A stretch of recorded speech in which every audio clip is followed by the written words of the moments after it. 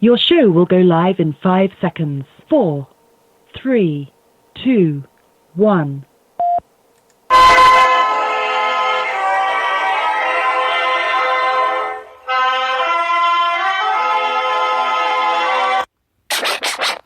But we have to pass the bill so that you can find out what is in it. What? If you like your doctor, you will be able to keep your doctor. What difference at this point does it make? Doesn't make sense.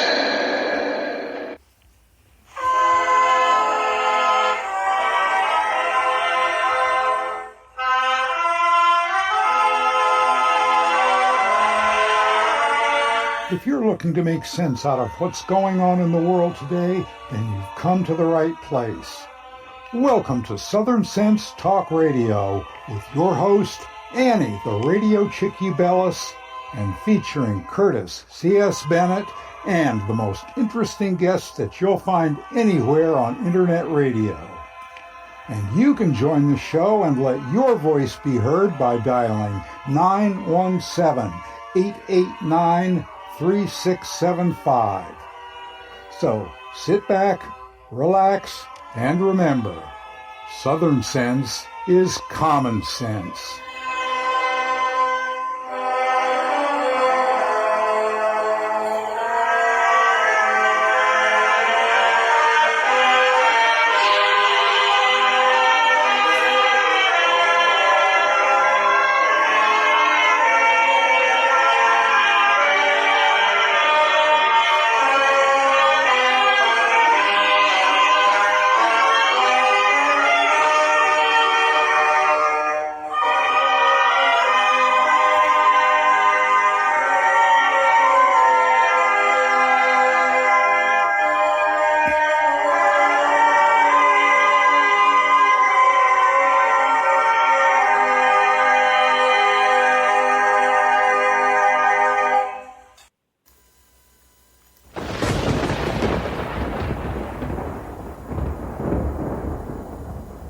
When an emergency strikes, what's your first impulse? If your answer is run to the grocery store, you're likely to find chaos and plenty of empty shelves. So how do you avoid this? Well, it's simple. You use today to make a plan, to prepare for things that may happen. It's a hurricane, earthquake, blizzard, or even social unrest, especially in today's political environment. The practical place to start is by storing up food in your home. And I use My Patriot Supply for my food storage. If you don't have an emergency food supply, it's time to do so. Here's a great item that makes it really simple. A 2-week food kit that comes in a rugged tote. And it's only $75 when you go to my special website, preparewithsouthernsense.com, or call 888-441-7290. This food kit includes breakfast, lunch, and dinners that will last up to 25 years on your storage shelves. So order now and prepare yourself, and then rest easy. So it's very simple. Just call 888-441-7290 or go to preparewithsouthernsense.com. You know what? Let's make it even more simple than that. You're listening to my show, and it's called Southern Sense, and you know you put a dash in the middle, southern-sense.com, and click on the icon for My Patriot Food. Well, if you want to insist, you can still go to 888-441-7290 or go to my website, Southern Sense, put a dash in the middle, southern-sense.com. Be prepared. Well, welcome back to another adventure here. You're here listening to us on Southern Sense here on Blog Talk Radio, SHR Media, Lone Star Daily News, up on iTunes, Stitcher, Spreaker, YouTube, Facebook, all the heck with it. Just go to the name of the show, and like I said, put a hyphen in the middle, southern-sense.com. I'm your hostess with the mostest, the radio chick, Annie, along with my debonair and erudite co-host, Curtis C.S. Bennett. Good afternoon, Curtis. And I managed to do that without screwing up this week. Yay! That's great. That's great.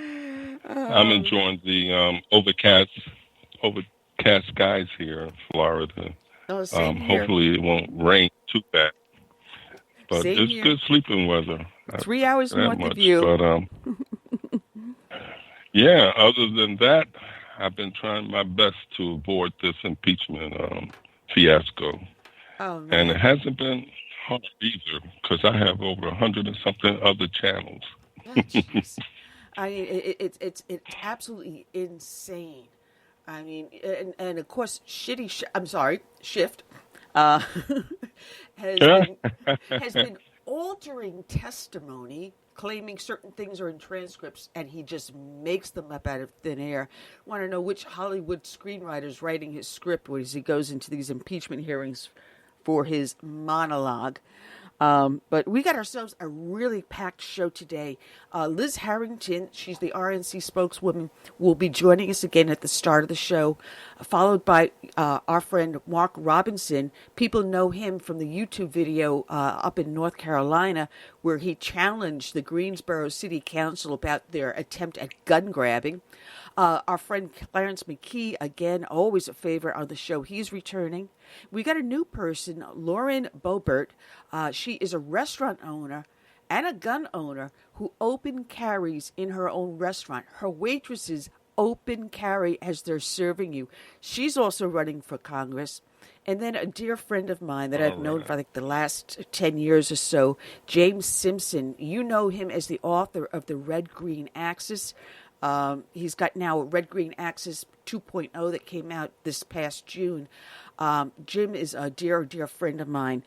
Love him. He's a big teddy bear, and he's going to be joining us. So we got a lot to do and a lot to talk about, Curtis. It is going to be a nonstop show again. Wow. I can't wait. Oh, man. I need to, I guess, to move this along a little bit because we've got a special dedication going out. And people that listen to the show know, I do want to, before I even start that, I want to welcome everyone that's listening over here on Blog Talk Radio, also listening live and watching live on Facebook, and it will be going up on YouTube later on this evening after we get off the air. But if you have been listening and watching us, you know we start off each and every show with a dedication to a fallen hero. And today's dedication is a little special because President Trump recognized this gentleman on Martin Luther King's birthday, which was this past Monday. Today is the week, the Civil Rights Week. It's also Pro-Life Week. Trump was down at the March for Life rally. This president has proven to be amazing, and he did something very special. He dedicated a aircraft carrier to this hero that we are dedicating today. It's going out to the U.S. Navy cook, 3rd class Doris Miller, who was killed on November 24th of 1943 during the Battle of Tarawa, when a single torpedo from a Japanese submarine struck the escort carrier he was on, the Liscombe Bay. And this starts out with the Daily Wire posting of the dedication Trump has just done. And it reads, "The Trump administration is set to honor World War II hero, ship's cook 3rd class Doris Miller during a Martin Luther King Jr. Day ceremony at Pearl Harbor, Hawaii, by naming a future Gerald R. Ford class aircraft carrier after Miller. The decision was made by Thomas B. Modly, who was appointed by President Donald Trump to Undersecretary of the Navy in 2017 and took over as acting Secretary of the Navy last year after Trump fired Richard Spencer from the role in November. In selecting this name, we honor the contributions of all our enlisted ranks, past and present, Men and women of every race, religion, and background, Modley said. Dr. Martin Luther King Jr. observed, everybody can be great because anybody can serve. No one understands the importance and true meaning of service than those who have volunteered to put the needs of others above themselves. Modley continued, Doris Miller stood for everything that is good about our nation, and his story deserves to be remembered and repeated wherever our people continue the watch today. Miller, who died in 1943, described firing the weapon which he had not been trained to do by saying, it wasn't hard. I just pulled the trigger, and she worked fine. I had watched the others with these guns. I guess I fired her for about 15 minutes. I think I got one of those Jap planes. They were diving pretty close to us. And this is from GreatBlackHeroes.com. And it reads, Doris Dory Miller was born on October 12, 1919, in Waco, Texas, the son of Connery and Henrietta Miller. They were sharecroppers who would eventually become subsistence farmers, and thus the family was fairly poor. Doris was a big child at 5'9" and 200 pounds, playing fullback on his high school football team. He was expelled from school due to engaging in numerous fights over racial issues. He worked on his father's farm until he was 20 years old when he enlisted in the United States Navy in 1939. He served as a mess attendant, 3rd class, and became the ship's cook when he was transferred to the USS West Virginia battleship. A mess attendant prepares and serves food to the officers and the crew, clears the tables, and cleans the dishes, and makes the bed, and cleans the bedroom and bathrooms of the officers. After temporary duty on the USS Nevada at Secondary Battery Gunnery School, he returned to the USS West Virginia on August 3, 1940. At this point, he stood at 6'3" and weighed over 200 pounds. Because of his size and strength, he competed in boxing competition on the ships and became the heavyweight champion of the West Virginia, an impressive feat considering the ship had a crew of approximately 2,000. He was advanced to mess attendant 2nd class just before the USS West Virginia was sent to Pearl Harbor in Hawaii. On the morning of December 7, 1941, Dory was awake at 6 a.m. on the West Virginia. He had volunteered as a room steward and made an extra $5 each month, providing wake-up calls and services to the duty officers, as well as doing their laundry, shining their shoes, and making their beds. When the alarm for general quarters was sounded, he headed to his battle station, the anti-aircraft battery magazine amidship. Unfortunately, the ship was under attack by more than 200 Japanese torpedo planes, bombers, and fighters, and a torpedo had destroyed his battle station. Because of his size and strength, he was ordered to run across the deck to retrieve injured shipmates and carry them to the quarterdeck where they were protected somewhat from the attack. He was next ordered to come to the aid of the injured ship's captain, Mervyn Benyon. He rushed to the bridge to attempt to carry Benyon to safety, but the captain refused to leave his post. Benyon would die of his wounds. Miller was next ordered to help Ensign Victor Delano and Frederick H. White load the No. 1 and No. 2 Browning 50 caliber anti-aircraft machine guns. Delano expected Miller to load into both guns ammo, but when he looked back, he saw that White had loaded both guns and was shocked to see Miller manning one of the guns and firing into the air at dive-bombing Japanese planes. Despite having no training in operating the big guns, he bravely jumped into action. Miller later recounted, "It wasn't hard. I just pulled the trigger and she worked fine. I watched the others with these guns. I guess I fired her for about 15 minutes. I think I got one of those Japanese planes. They were diving pretty close to us. Later, versions of the story had Miller shooting down 4 Japanese planes. But the truth is, he probably didn't hit any. During the time he was firing, the gun had only 1 Japanese plane was shot down.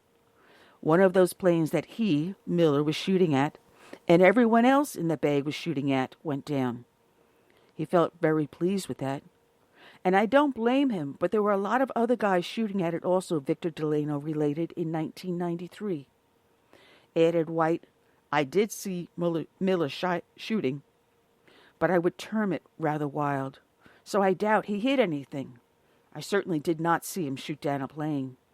In fact, according to official records, the USS West Virginia did not have a record of anyone on board having shot down any planes that day. Nonetheless, the attempt by anyone on board to fire at incoming planes certainly made it more difficult for the Japanese to press their attack. White later ordered Miller to help pull sailors out of the water and to safety. Eventually, because of the severe damage from explosions, the West Virginia began flooding, and everyone was ordered to abandon ship. Of the 1,541 men on West Virginia during the attack, 130 were killed and 52 wounded. The ship had been struck by 9 Japanese torpedoes. Reports of the attack referenced the actions of an unknown Negro sailor. When he was identified as Doris Miller, Senator James Meade of New York introduced a Senate bill seeking to award Dory the Medal of Honor, the United States' highest military honor awarded for personal acts of valor above and beyond the call of duty.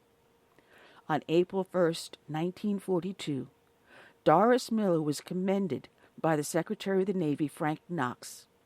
The commendation read, "Distinguished devotion to duty, extraordinary courage, and disregard of his personal safety during the attack on the fleet in Pearl Harbor on December 7, 1941.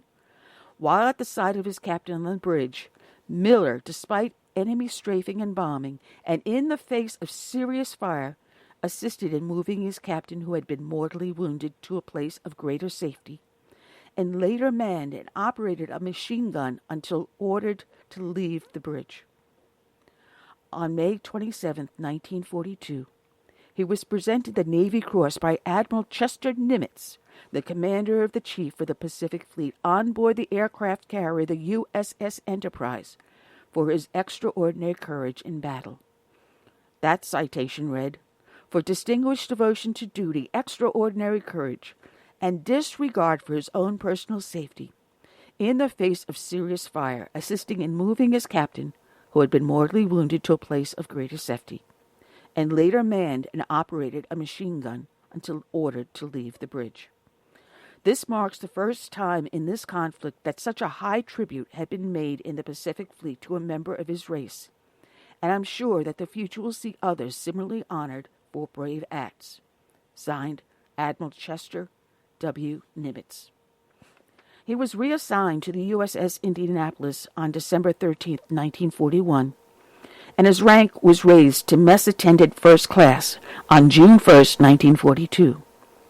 Later that month, the Pittsburgh Courier called for him to be honored like the same of the white war heroes and allowed to return home for a war bond tour. He arrived at Pearl Harbor on November 23rd and was ordered on a war bond tour while still attached to the USS Indianapolis. Over the course of the next few months, he gave talks in Oakland, California, in his hometown of Waco, Texas, and in Dallas, Texas. He also spoke at the first graduating class of Negro sailors from the Great Lakes Naval Training Station in Chicago, Illinois. On June 1, 1943, Miller received another promotion, that of Petty Officer Ship's Cook, 3rd Class, and he was reassigned to the escort carrier Liscombe Bay. On November 24, 1943, during the Battle of Tarawa, a single torpedo from the Japanese submarine I-175 struck the escort carrier near the stern. The aircraft bomb magazine detonated a few moments later, and the warship was sunk within a few minutes. There were only 272 survivors, and the rest of the crew was listed as missing in action, presumed dead. On December 7th, 1943, exactly 2 years after his courageous effort during the Pearl Harbor attack, Miller's parents were notified of their son's death. Many petitioned for Miller to receive the Medal of Honor for his acts on December 7, 1941, and while he never received the award, he has been honored repeatedly over the years. In addition to the Navy Cross, Doris was entitled to the Purple Heart Medal, the American Defense Service Medal, Fleet Clasp, the Asiatic Pacific Campaign Medal, and the World War II Victory Medal. Commissioned on 30 June 1973, the USS Miller, FF 1091, a Knox-class frigate, was named in honor of Doris Miller. The War Department issued a recruitment poster adorned with his portrait entitled Above and Beyond the Call of Duty. He has been portrayed in a number of movies, including the 1970s Torta, in which he was portrayed by Elvin Harvard, and in 2001 Pearl Harbor, in which he was portrayed by Cuba Gooding Jr. The Doris Miller Foundation was founded in 1947 to give an annual award to the individual or group considered outstanding in the field of race relations.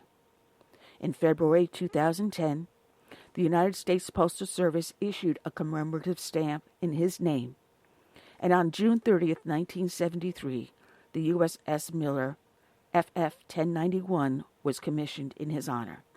He has had numerous schools and community buildings named after him. On January 20th of this year, the United States Navy named an aircraft carrier in honor of Miller. The Gerald R. Ford class carrier, named after Miller, will be deployed in major combat operations, crisis response, and humanitarian relief. According to Popular Mechanics, the reason for the naming are twofold: to honor the U.S. Navy's enlisted sailors and their heroes, and to honor the contributions of African American sailors. The USS Miller will be the first aircraft carrier in the history of the U.S. Navy to be named for either. Doris Miller is one of those individuals whose lives are forever etched in stone because of his actions during a moment of crisis. Though his time on Earth was short, history has remembered him for his valor and his dedication to country. This was penned by Vince Sanders in Documents of Truth. Today's show is dedicated to Doris Miller. It is also dedicated to all of the brave men and women out there who serve this nation in our military, from the birth of this nation through today and into its marvelous future. We also dedicate it to the brave men and women that serve as first responders, be they law enforcement, firefighters, or emergency services. We say God bless each and every one, and we dedicate to them this song by Todd Allen Harrington, My Name is America.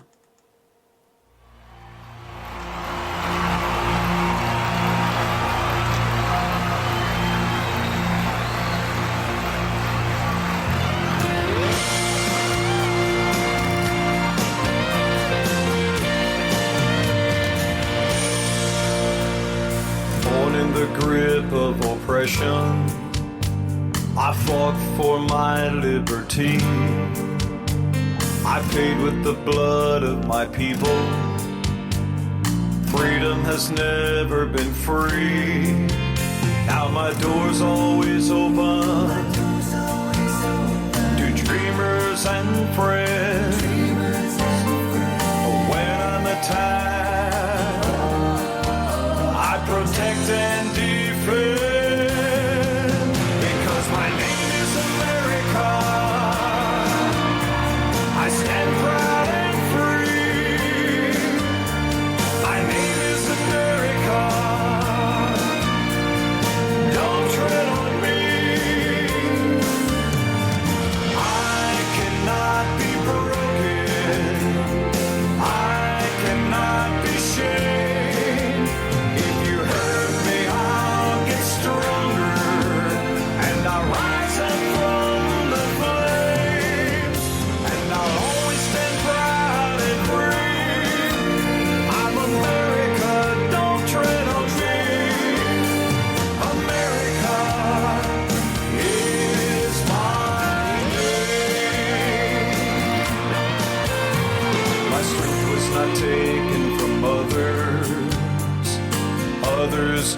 gave it to me.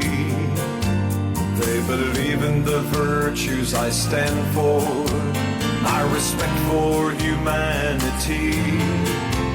Now I'm challenged by tyrants who envy my power, but their vicious deeds become my finest hour, because my name is America. I stand proud and free. My name is America. Don't tread on me. I cannot be broken. I cannot be shamed. If you hurt me, I'll get stronger, and I'll rise up from the flames, and I'll always stand proud and free. I'm America, don't tread on me. America is my name. For those who need me, I'll always be here. For those who will harm me, I'll face without fear. But I'll always stand proud and free. I'm America, don't tread on me. I'm America, yes, America is my name. Is my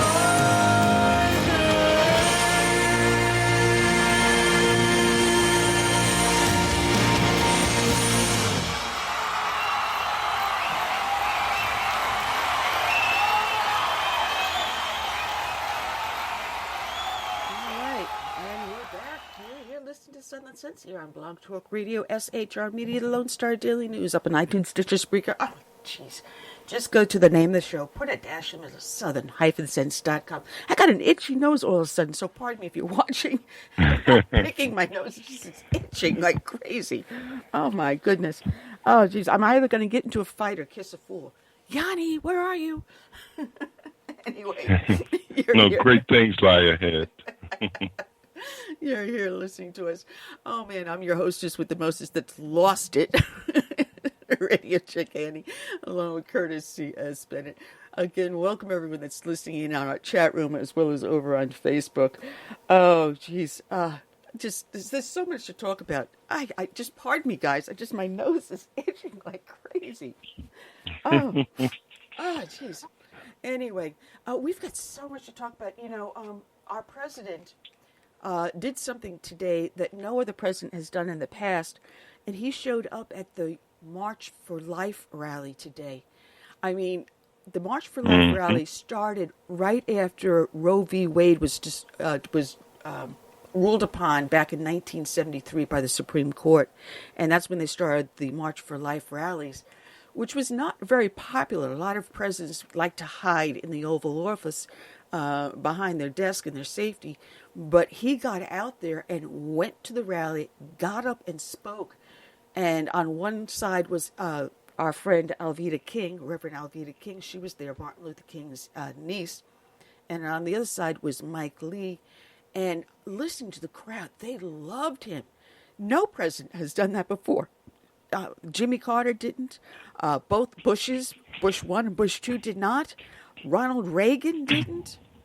You know, you would think if anything, Ronald Reagan would go because he was heavily pro-life. But no. But Trump got up there and he spoke. He's not afraid. He's not afraid to express what he feels and what he supports. He doesn't have to put his finger up to the political wind and see, you know, which direction things are going. He just go right at it, you know. He just, I said, like a pit bull. He just charges, you know. Doesn't have to rely on polls and focus groups and things like that, like some of the presidents. Exactly. The heck with the focus group. But we've got our guest calling in now. Let me bring her up on the line. Welcome back to the show. Always fun to have her. Liz Harrington, the RNC spokesperson. Good afternoon, Liz. How are you today? Hey, I'm good. How are you doing? All right. We were just discussing the temerity of our president for showing up at the Right to Life rally. No president has done that before, and we've had these rallies since 1973 when Roe v. Wade was passed. Ruled upon by the Supreme Court. And it doesn't matter. Jimmy Carter, who's highly Christian, both Bushes did not go. Ronald Reagan, who was heavily pro-life, did not go. But Donald Trump broke the mold and proved everyone wrong. He showed up and did a rousing speech. The crowd just loved it. It was amazing. And once again, President Trump makes history and breaks convention and does what no other president has done before. And he gave an incredible speech. It's such an important issue. It's so just foundational when you think about our country and what we stand for. And to have a president come out and speak and address the thousands of pro-life Americans that come out every single year is so important. And I think showing that support, that he believes in this issue, he has fought for this issue more than any other past president. And it was a really historic moment and an amazing speech. Yeah, and when he turns around, he said to the crowd, "And I love you." When has a president ever said that to the people, that I love you and respect your right to life? Right. And, he said we are fighting for those who have no voice. And that's what this is all about. That's what the march has always been about. We see thousands of people, they get panned by the media. They mock them. They ignore them. They ignore all of us who believe in the fundamental right to life. And to have the President of the United States come out and say, I hear you, and we need to support those who don't have a voice is just phenomenal. And it really shows he is there for the people. He is there to protect our fundamental rights. This is what this country was founded upon. And you look at such a troubling time in our politics you have the Democrat Party just being completely transformed and taken over by the radical left. They are so extreme on this issue now. Not a single one running for president would say they believe in any limits on abortion. Pete Buttigieg justifies abortion up until a baby's first breath, and he quotes scripture to back up that claim. It is so extreme. We have to stand up for what's right. And President Trump has been the most pro-life president we've ever had. And we look at the contrast, it couldn't be more clear, and we have to keep defending the right to life because Democrats have made it very clear what they stand for. Abortion with no limits, abortion in the 9th month, ripping babies out of the womb, just like President Trump said in that debate with Hillary Clinton. He's been proven right. He's in the White House. And now we have the most pro-life president ever. We got to keep protecting those fundamental rights. I have to laugh because the day after Trump was inaugurated, we had that women's march. And I almost got into a fight because I went with someone that was on Mark Sanford's staff to go, because she got a ticket for us to go to the inauguration. We stayed actually 3 blocks behind the Capitol. What a beautiful scene and view. But the next morning, as we're packing up to leave to come back after that fantastic inauguration we attended, we were smack dab in the middle of that march with these women with these pink hats, disgusting hats on their head. And as we're packing up the car, I see a reverend walking with several women that had these signs and saying, "My body, my choice." And I chastised the reverend. I says, "You're a man of God, a man of the Bible. How dare you?" And of course, my girlfriend's dragging me away, going, "You're going to get us killed. You're going to get us into a fight." But if you look at the Women's March the day after the inauguration and the size of it this past week, it is like maybe 1/3 of the size. And this is nationwide. They could barely even muster 700,000 people nationwide. This goes to tell me that the right to life movement is stronger than these liberal idiots. It's absolutely so strong, and every year they come out, and it's growing. And the amount of young people, President Trump made a reference to it in his speech. There's so many young people that come to the March for Life, and that just shows the tide is turning on this issue. We have the science on our side. We know when life begins, and we're going to keep defending that. And another thing, the silent majority has been awakened again, and we've seen it on fundamental Bill of Rights, First Amendment issues with religious liberty, and Second Amendment issues just this past week as well. Look at Virginia. Look at the thousands of people who came out to support the right to bear arms that's under attack in the Commonwealth of Virginia, which has also been at the forefront of this radical abortion position taken by the Democrats and Ralph Northam and his appalling, disgusting comments about a baby that is born and then you decide whether you want to keep it alive or not. I mean, that's just appalling, and he's still sitting in office after all of his scandals. But the fact that we have so many people coming out and taking to the streets and protesting and standing up for these fundamental rights that we've had since our founding is really important. And it's so important to have leadership all the way at the top from the White House having our back on that issue, on the gun rights issue, on life, these very core issues. And we just couldn't be more proud to have a president who's sticking up for these things in a very important time in our country. Absolutely, absolutely. And it's finally that we have a president that has our voice. He's not doing these canned speeches. He's not doing these polls and just going with whatever poll goes which way. He's actually speaking our voice, which is, I find, absolutely amazing. And, you know, when he went to the Milwaukee rally, what I found was that over 20,000 people showed up. And, you know, only 15,000, a little over 15,000 were from Wisconsin, which means an additional over 5,000 people traveled from all over just to go to that rally. And out of that rally, almost 58% were not registered Republicans, which I found amazing. Over 4,000 had never voted. And they're showing up at these rallies. Right. And you've got one coming up in New Jersey, of all places, which has turned so Democratic. But that's coming up this coming Tuesday. So, yeah, the voice of absolutely. America is finally speaking. Yeah, he's going to be. Absolutely. He's going to be in Wildwood, New Jersey, with Representative Van Drew, a brand new Republican. I mean, it's so amazing. The Democrats, their overreach, have already made our job easier we don't have to flip 31 seats, you know, that went for Trump in 2016 where Democrats currently sit. We only have to flip 30 because Van Drew left his party. Because, frankly, his party left him.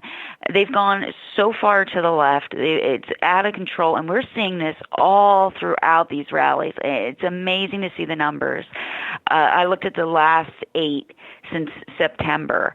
24.8%. We're at 25% are registered Democrats that come out to see the president. And that's no fluke. That's no, minimal number. That's not protesters. That is disaffected Democrats who see that President Trump, he is not just your run-of-the-mill politician. He's not a politician at all.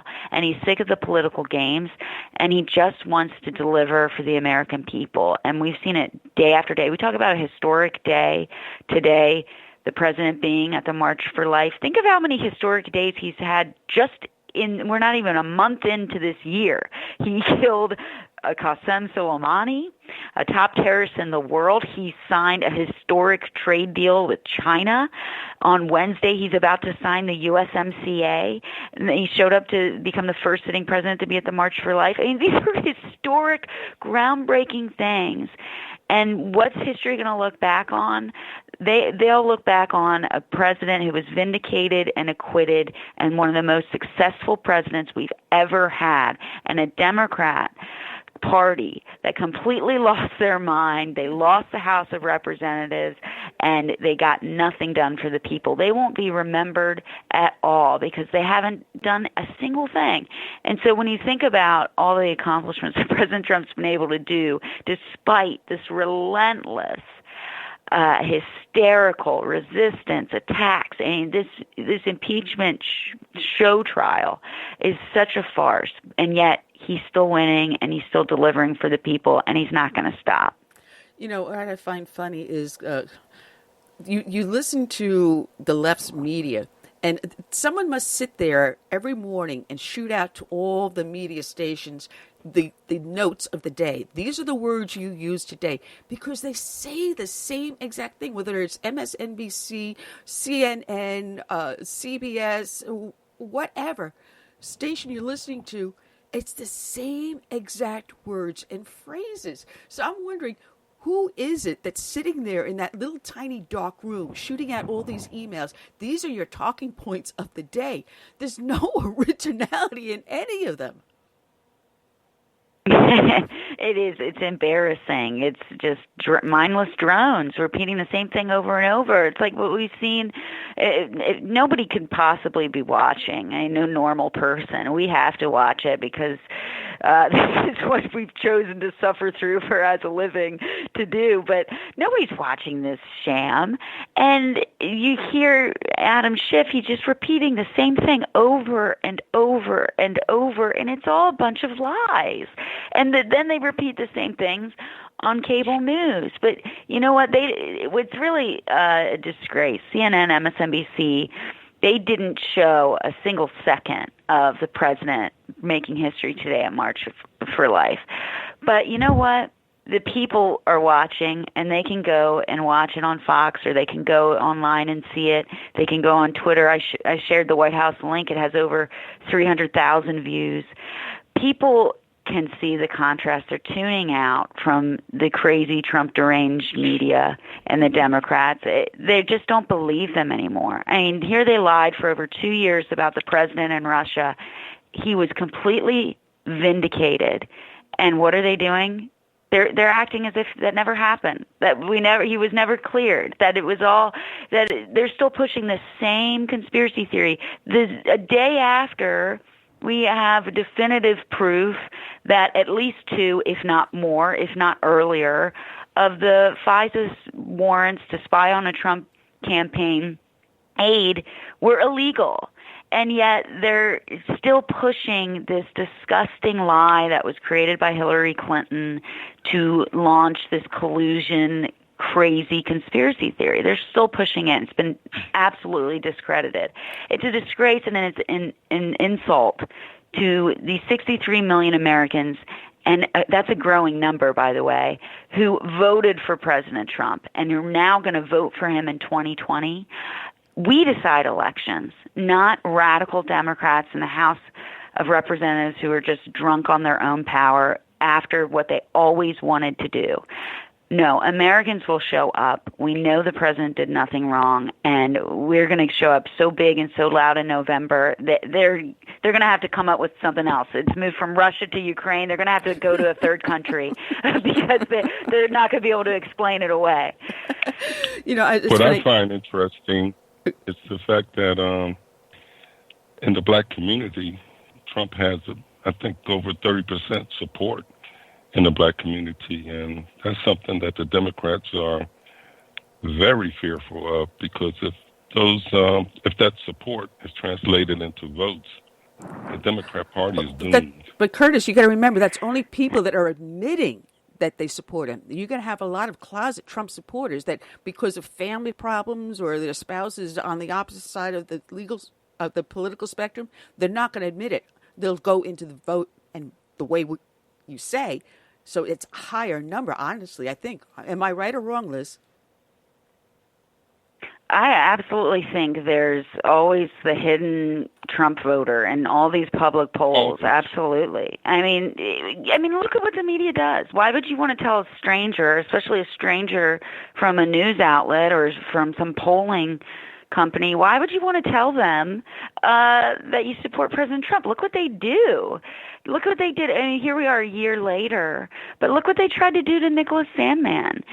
Tried to ruin his life because he wore a MAGA hat to the March for Life and stood there and was very polite to someone who was harassing him. I mean, why would you tell a stranger? Absolutely, there's a hidden Trump effect.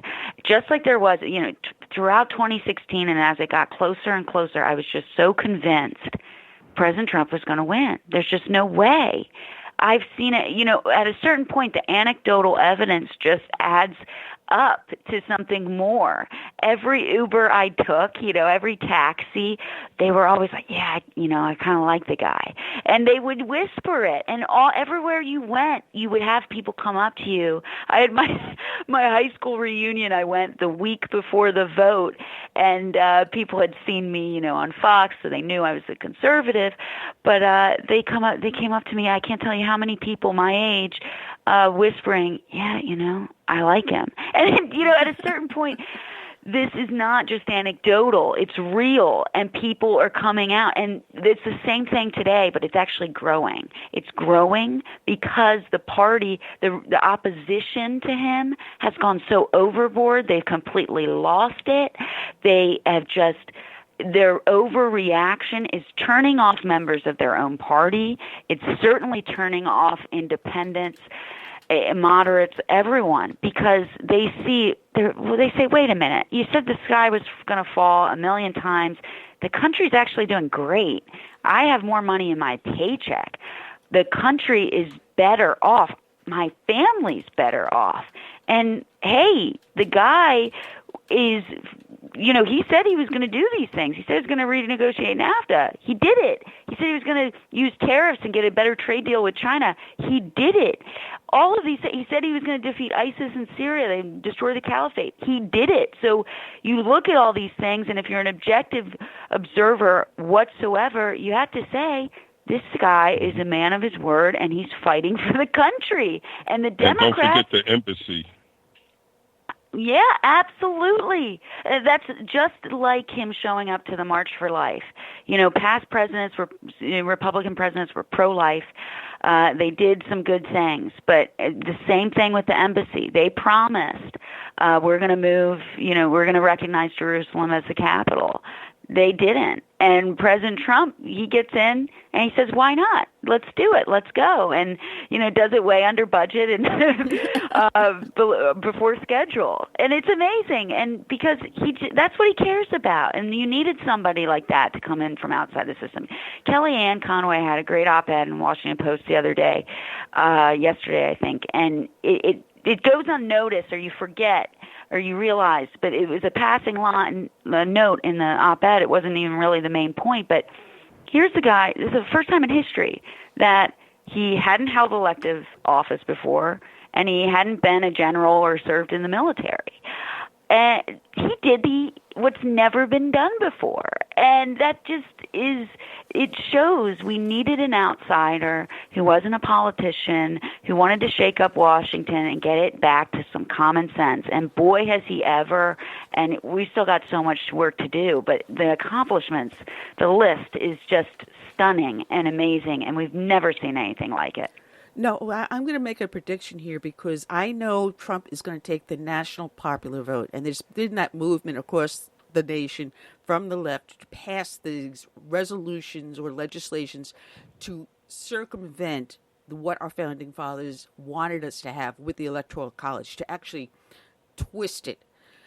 I'm going to say that as soon as Trump wins the national popular vote this coming November, you're going to see states take those resolutions, rescind them, reverse the legislation, and you're going to see the national popular vote movement go out the window.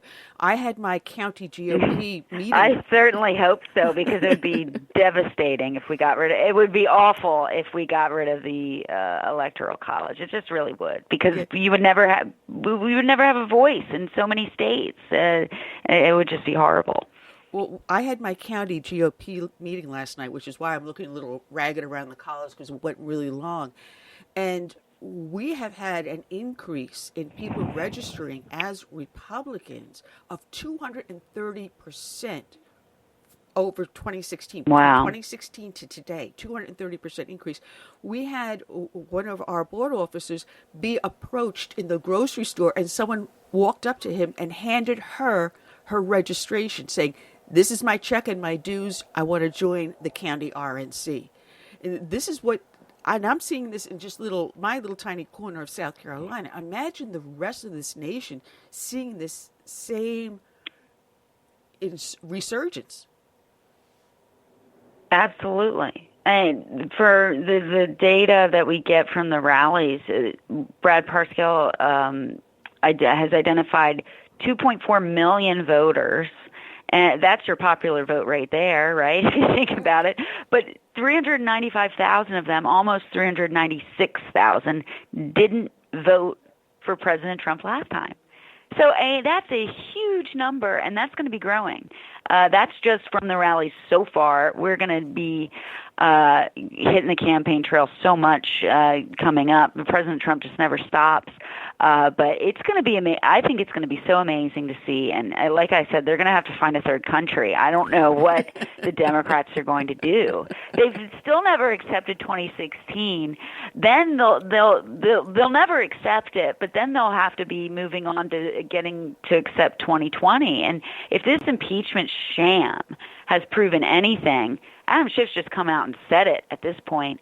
He says, Americans should decide American elections, but we just can't take that chance. And he's saying this cannot be decided at the ballot box because we can't be sure that this will be fair. And they are just out and out saying it. If we lose, we'll say it was rigged, and they won't accept it. And that is dangerous, and it's appalling. And what it comes down to, they're just the worst, biggest sore losers that we've ever seen, and that's who they are. But people see through that, and Americans don't like a sore loser. They like fairness. They like justice. They see what's going on here, and it's everything else they've tried to overturn 2016. It backfires every single time, and it's backfiring again right now.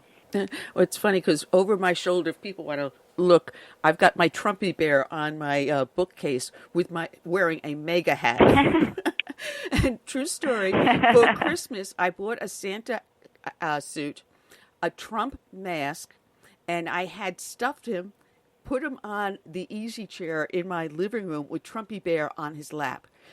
If you ever run across Daphne Barak, ask her to show you the picture of my living room with Donald Trump in a Santa suit with Trumpy Bear on his lap. True story. I said, I just want to trigger any liberal that would be walking into my house. It's amazing. The Trump campaign, the official website, selling merchandise today inspired by the March for Life, and one of them is a onesie that says, I cry less than liberals. And so it's very true. It's amazing. And we put out a great video today at the RNC. We tweeted it out from our great chairwoman, Ronna McDaniel, that this isn't about facts. This is about revenge. And we've compiled a video just from the beginning of President Trump's election. And just there's clip after clip of crying Democrats and that famous woman who's, screaming to the heavens when he's sworn in. But clip after clip and over and over and over. Democrats are just distraught by 2016, and not all of them, but the hardcore radical left. And most of normal Americans, Republican or Democrat or independent, they've gotten over the 2016 election. They got over it about, November 9th. I mean, this is nuts. But you look at the hardcore who really runs the party now, and they are still distraught over this, and they're mad at the American people, and they'll never forgive you. They will never forgive us for voting for President Trump, and that's what this is about, and they've completely lost it. But again, if they would have just accepted it, if they would have just accepted and realized all the many reasons why President Trump won and the issues he ran on and how he wants to work for the country and put us in a better position, they would be in such better position politically. But they've been incapable of doing that. And they've been incapable of working with him when he wants to do things and he wants to get deals. And look, he just made a deal with China.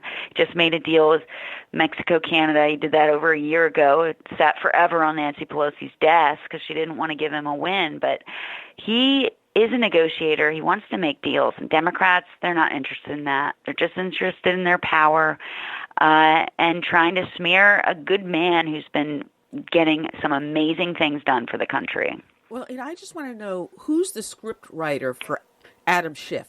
Because they come up with some really, really Him. amazing... He's the failed screenwriter. Yeah. I mean, who's the scriptwriter for him? They come up with some imaginative... Well, the transcript said this. Excuse me, that's not the same transcript I read.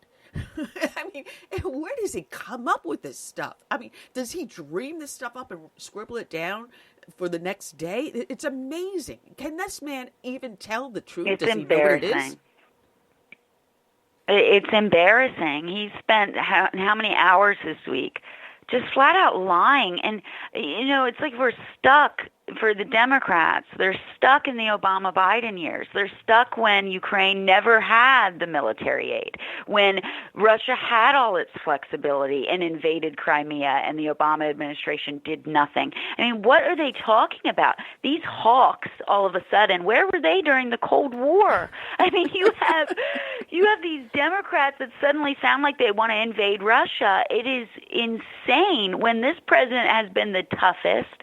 He has armed Ukraine 3 times. I mean, it is a fantasy world. There's so many lies. There's so many distortions. But that's Adam Schiff. That's all he does. That's what he's been doing for 3 years now. And, you know, he has zero credibility. But this is the man, this is who the Democrats decided should make the case. The person who lied about collusion is still lying about it for over 2 years. The guy who lied about the FISA court abuse and tried to cover that up. The guy who lied about meeting with the so-called whistleblower. He's lied to the American people again and again and again. And that's what's so insulting. They think that anyone's going to believe him. He has absolutely zero credibility. Well, I want to give you some good news because there was an article in Town Hall by Leah Barkolis, or however we pronounce her name. She wrote that there's a university professor by the name of Alan Lichtman, and for the last 9 presidential races, he has accurately predicted how the Electoral College will come out. And he said it's based on 13 key factors. And he said if you lose 6 of these factors, then Trump will not win. But out of the 13 factors, he's only lost 3. And the one he lost is the party mandate. After the midterm elections, the incumbent party holds more seats in the House of Representatives than after the previous midterm elections. So that's 1 down. But he has won. There is no one contesting his nomination.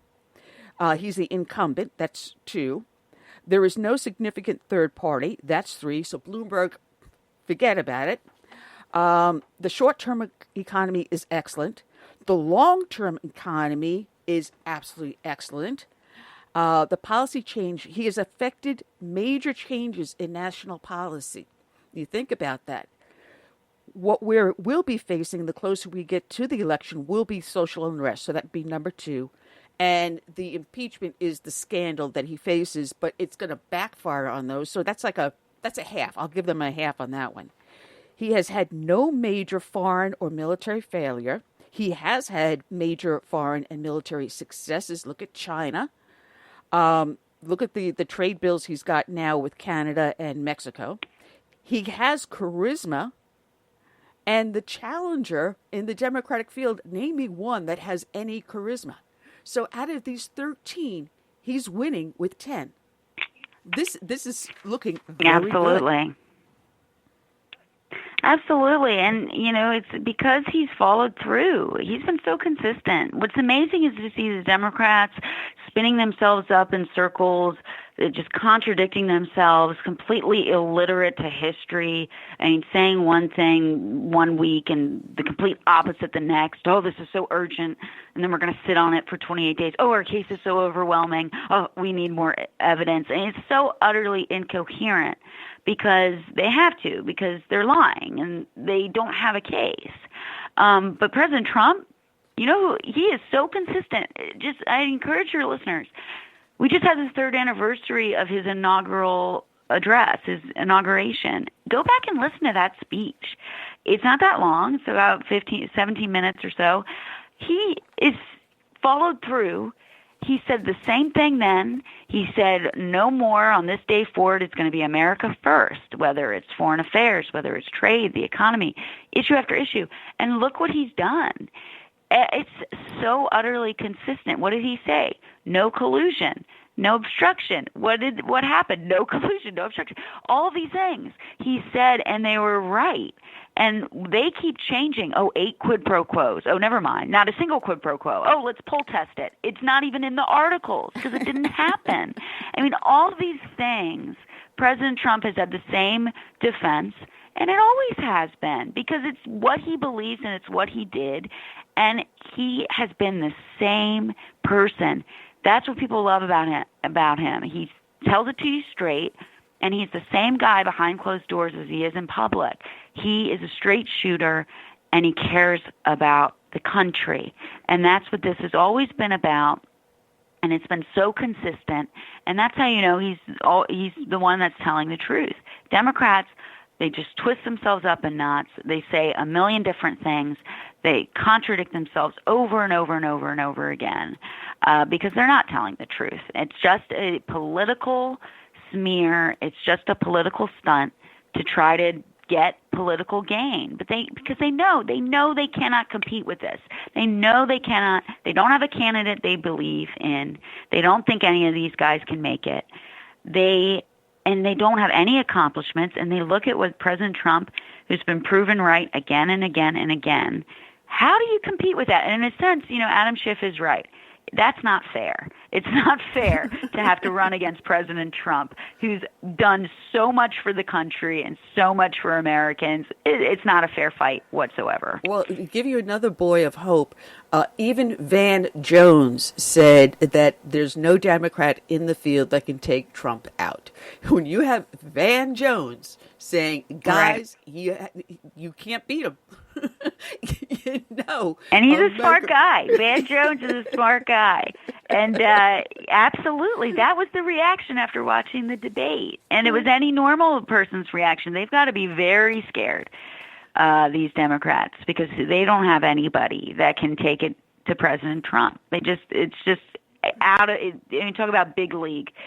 He's just out of their league. It's just not even a comparison. And so, we're extremely confident and happy, but we're going to keep working because it's so important. We're gonna up until Election Day, just be out there constantly working to reelect this president and win back the House, because that's so important. We see what the Democrats do when they're in power. We got to win back the House because there's so much more we can do for the country. Absolutely. Liz, it has been a pleasure having you on. I always have a blast with you. God bless for all the hard work you do. And tell Gabriella, thank you for sending people like you over to this show so that we can get the message out and America know that we are in good hands. God bless you, Liz. Thank you so much. All right. Liz Harrington, you can find her at GOP.com. We got our guest in the room, and I do see people up in the switchboard on the studio. I'll try to get to everyone after we start introducing our next guest. Want to welcome to the show a guy with a lot of guts, Mark Robinson. You know him for his YouTube video when he approached the Greensboro City Council in North Carolina, telling them, keep your hands off my gun. Over 1 million hits. Good afternoon, Mark. How are you today? Hey, how you doing? Oh, it is our pleasure. I understand you are running for office up in North Carolina for the seat of Lieutenant Governor. Good luck. I am. We announced our candidacy, let's see, July 2nd. We did it at the exact same building where the city council speech took place. And that city council speech now is up to probably somewhere between 150, around 150 to maybe 200 million views. Wow. That thing has just gone supernova. I mean, it's huge.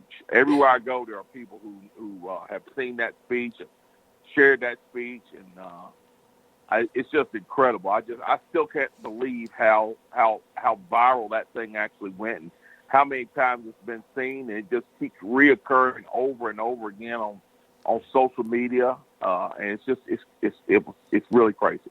Yeah. Well, I know in South Carolina here, we just recently passed the initiative that the governor and lieutenant governor run on the same ticket. But in North Carolina, you run on separate tickets.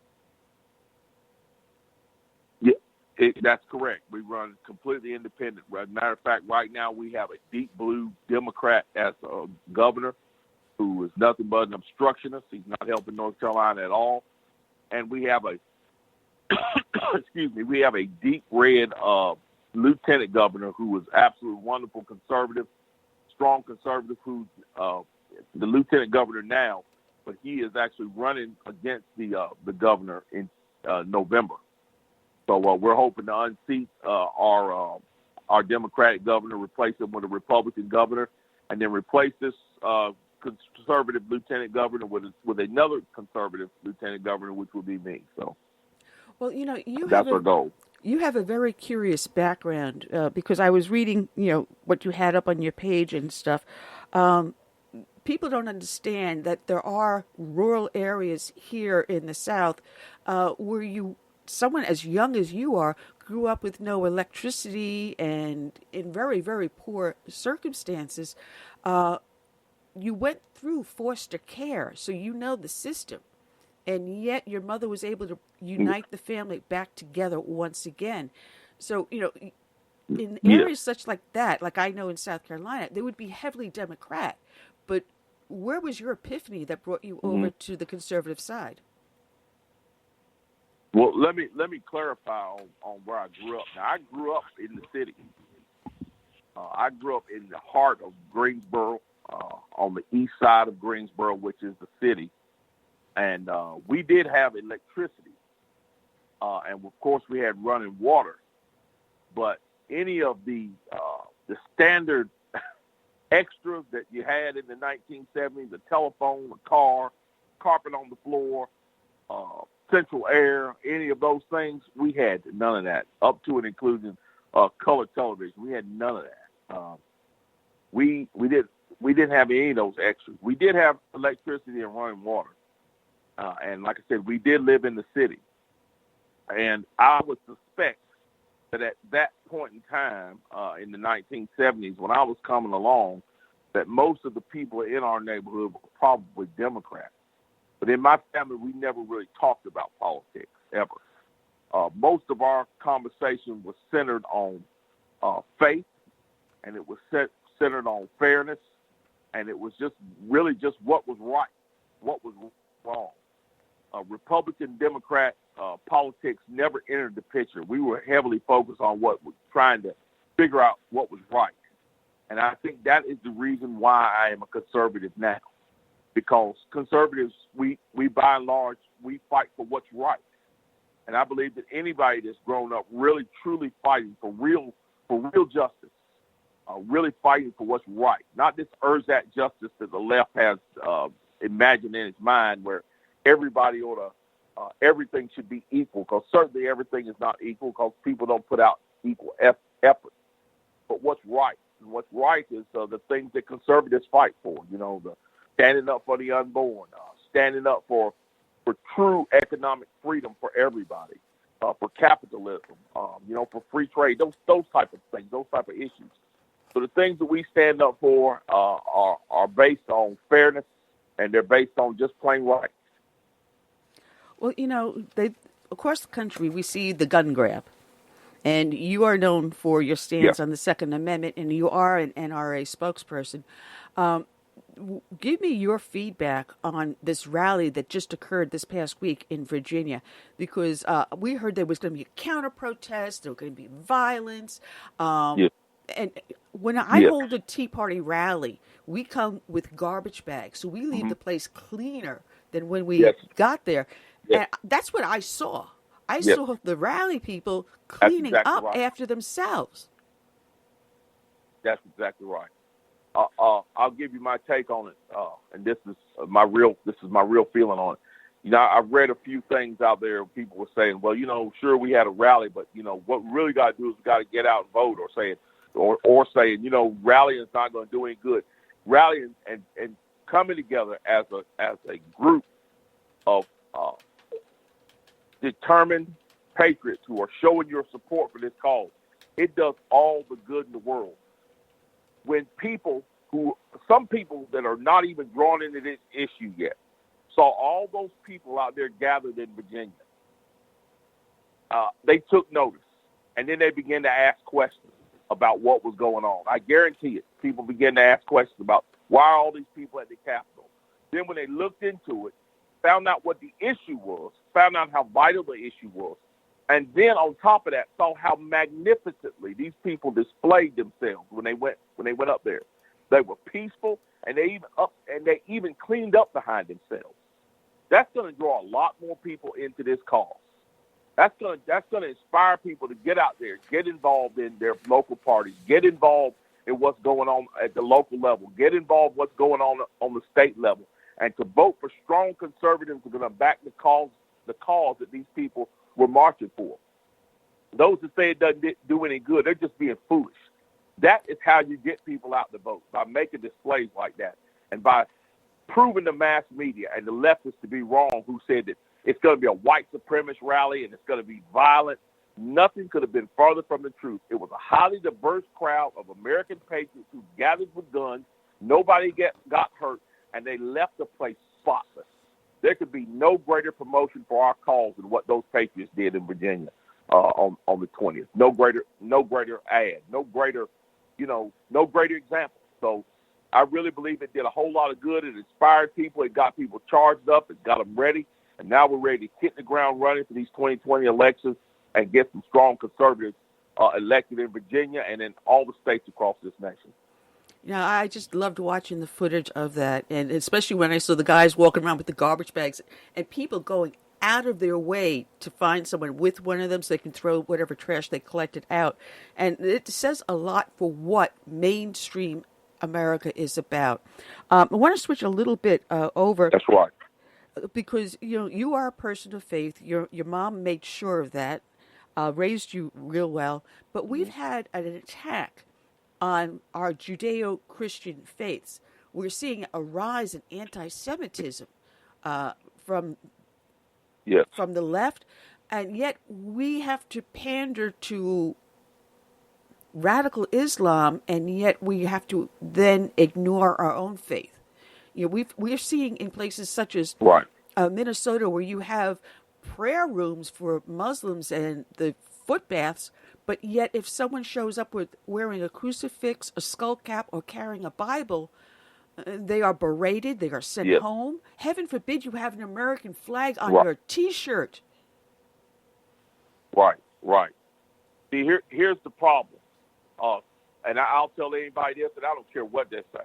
The tenets of Christianity built this nation. This nation is built expressly upon the tenets of Christianity.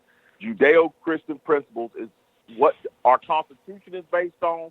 It's what every state constitution in this union is based on. That's where our law is based on Judeo-Christian principles.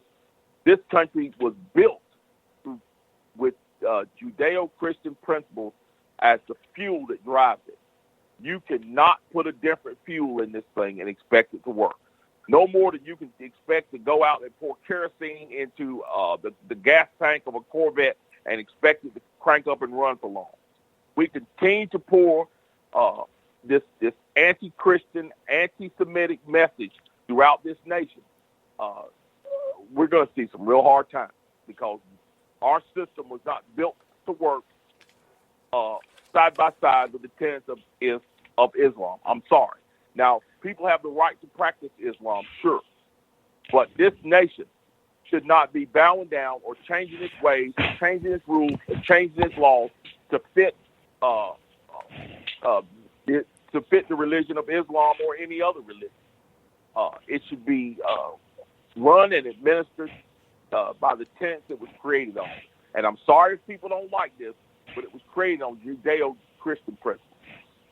And this push to eliminate those values from our system is causing chaos across the board. It's causing chaos in our schools, causing chaos in our government.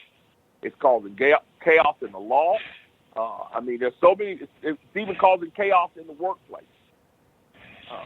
Smart. We have got to get back to those principles and make sure that we hold those principles dear, because those are the principles that help fuel this nation and drive this nation and help it run successfully. That is true. Mark, I was just curious, have you ever gotten any pushback from black organizations that are basically Democrat in your area for what you believe in? Not yet, but I suspect that when we get through this primary and we get to the general election, I would think that it'd be funny. It would be funny and uncanny and a bunch of other adjectives if the NAACP would come out against a black man who's been married for 30 years with 2 children and 2 grandchildren and has been a lifelong resident of this state. It embodies everything that the NAACP would purport that it would say that it supports. It would be very odd if they would support a white leftist or socialist over a black man who's dedicated his life to this country and to his community and family. That would be a very strange thing, and it would certainly prove exactly who the NAACP are.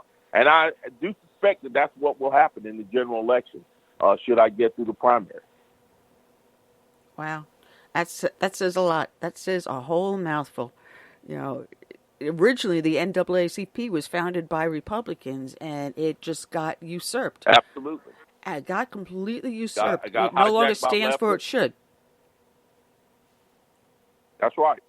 For my money, it stands for the advancement of the Communist Party. They don't care about colored people or any American people.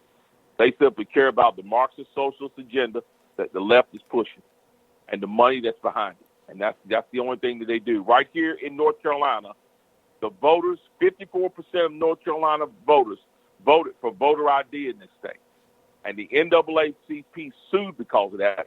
I guess this organization is supposed to be dedicated to the advancement of black people. Obviously don't think that black people in the state have advanced enough to be able to go down and get a free ID. So they sued over that issue, and one leftist judge has held that up now and held up the will of 54% of the voters of North Carolina. Millions of North Carolina's voters' will has been stifled by one leftist judge on behalf of the NAACP. It's absolutely ridiculous what that organization stands up for.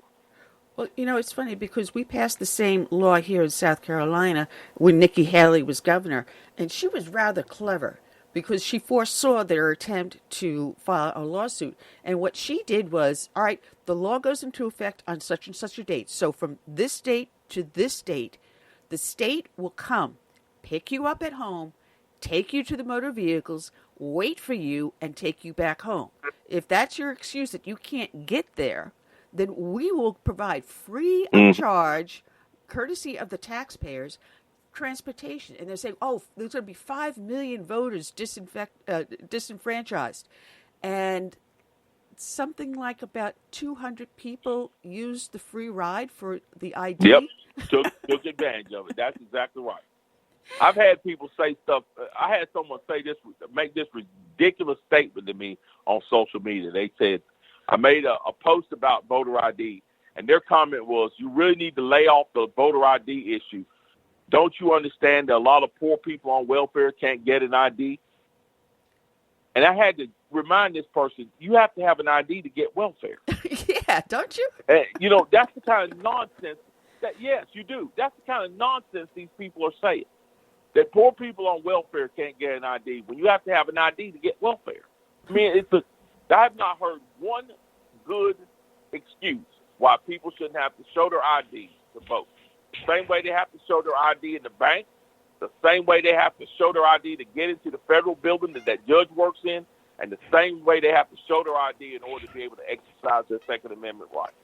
To fly, to get alcohol, they need ID. Exactly. We could be here all day naming things you need your ID to get, but for some reason that vote thing is just it flies past and it's ridiculous. And I don't know if you remember this, but the Democrat, around the time they had their convention, they put up barriers.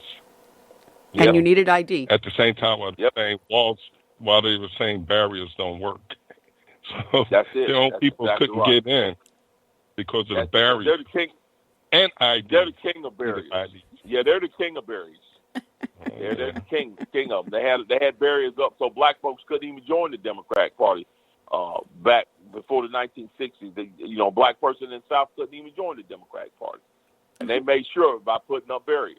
They're the kings of obstruction, and in this case, they're obstructing the vote being honest by making sure that any and everybody they want can vote in an election as many times as they want to vote in the election. It's all driven by their desire to commit voter fraud, which, again, the Democrats historically have been the king of voter fraud in this nation. Well, I've got a special shout out from someone over on Facebook, a friend of ours for a long time, a fellow Tea Partier, Emery McClendon, who's giving you best wishes for your run. I've known Emery for quite a long time. Yes, he's great. I keep up with him on Facebook. He's a strong conservative and a strong patriot. He's exactly the kind of person we need in this country to help push this message and to draw in new people and to fight back against this narrative that all black people are victims and all black people are Democrats and we're all, kowtowing with these leftists. I'm not with it. I never have been.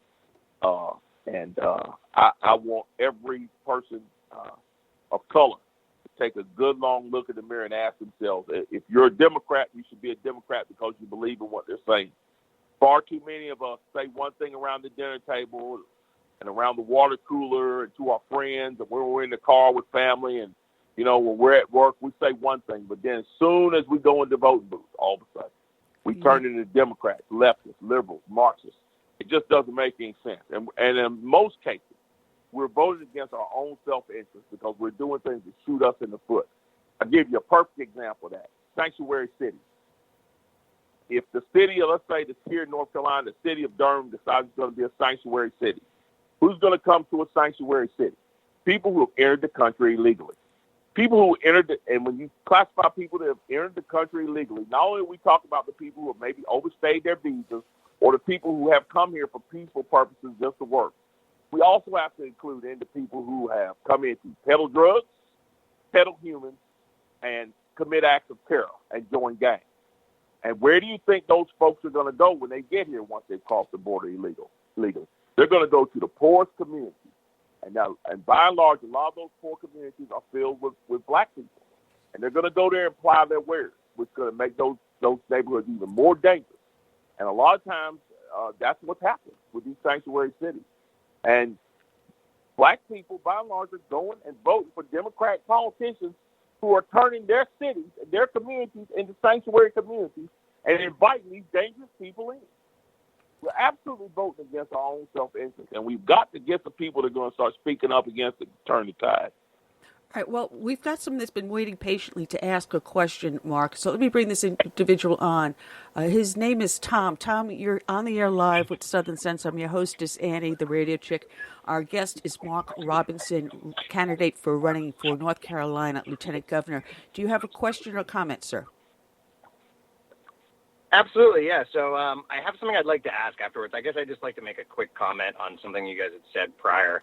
I'm definitely someone, I'm definitely someone when it comes to, I guess, like thinking about all of these things. Sometimes I get so frustrated with the things that we focus on in terms of like politics, these issues that are not necessarily issues that I feel like we don't really focus on the stuff I'd really like to see us focus on. Education. Why is our education so poor in this country? Healthcare. My dad is very sick. and he had to wait, 2.5 months to get a treatment that he should have been able to get right away because his health and because Medicare would not actually cover it, right? And I think too often we're getting caught up in these issues that are not really issues. When I think about the voter ID thing, right? I'm definitely someone who just likes to look at facts. And I think when you look at the voter ID, the reality is this is why voter ID is generally tough. It's kind of what I like to call a solution in search of an actual problem, right? The actual amount of fraudulent votes that have occurred that have been tracked and properly looked at is probably around it's somewhere around 31 in the last election, which is not really a legitimate problem, right? But with the voter ID, right, 11% of U.S. citizens don't actually have one, right? And when you think about it, the reason is that they cost between $75 and $175. And sometimes in order to obtain one, if you're an elderly person, in Texas, for example, it can be up to 170 miles away from where you live to go actually get one. And so if you actually look at it, the amount of people that don't own IDs is disproportionately towards the poor. African Americans, of the people that don't own an ID, 25% of them are African Americans. And so I think just there are reasons behind that. And what I kind of like to get past is we all need to kind of head towards a little bit the center here and realize that everyone's not bad and everyone's not good. And we just need to make sure as a people that we're focusing on the things that matter. So I guess the question that I have is net neutrality is a big topic that I'm actually focused on in this upcoming election. And I'm wondering is that a topic that you've taken a focus on? I can give you a background on it. And what do you think about what's been going on with that? All right. Thank you for your question. I can fill you in on the back. It's not something I've been. All right, hang on. It is not something. Go ahead. Go ahead, Mark. And we also have Clarence McKee on the line. So go ahead, Mark, and then we'll bring on Clarence. I'll try to make this as quick as possible. I'll try to answer all three things. Net neutrality is not something I focused on my campaign. Education is something that I've been totally focused on in my campaign here in North Carolina because it will be the biggest part of my job as lieutenant governor.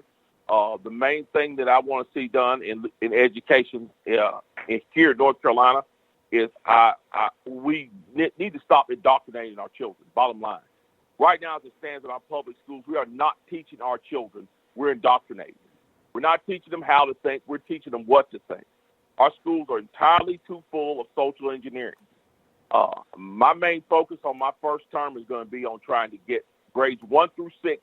The only thing we're going to have in those schools is 4 things. We're going to have discipline and order, and then we're going to have reading, writing, and mathematics. There's no reason for young children to be learning about gender fluidity and any issue like that. They should be learning how to read, how to write, and do mathematics. That's what we should be teaching our children in elementary school. So education, I'll have to cut it short there. And net neutrality, like I said, is not an issue. As far as voter ID goes, here it is. And I'm going to say this plain. This stuff about people not having an ID and not being able to get access to an ID, that is absolutely 100% a bunch of garbage. That is garbage. People can get an ID, and here in North Carolina, we have made every concession to make sure that anybody who needs an ID will have access to it.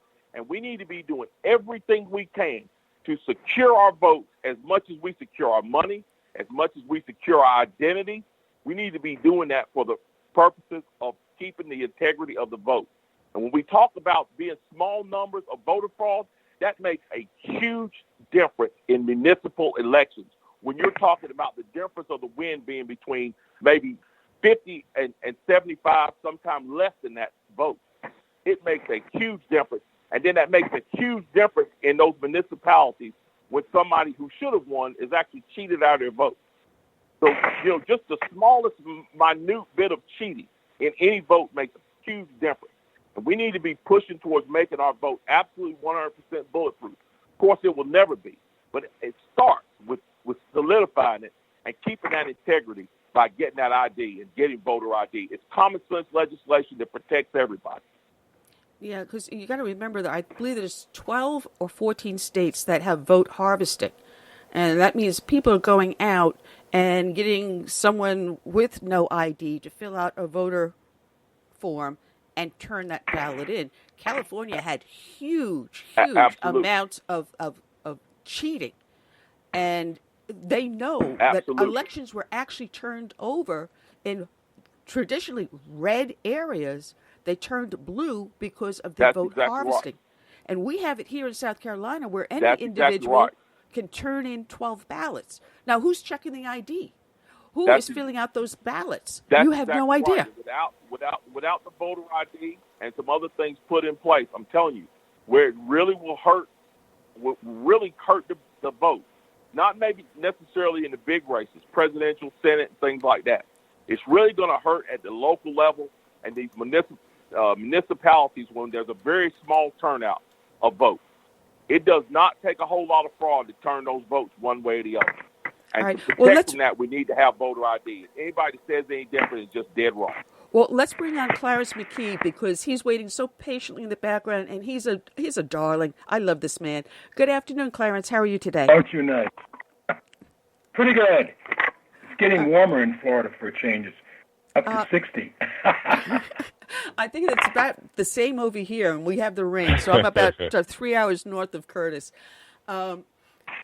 We've got with us, Clarence, Mark Robinson, who's running for lieutenant governor in North Carolina. So I want you to be a third wheel between Curtis and I with Mark and challenge him.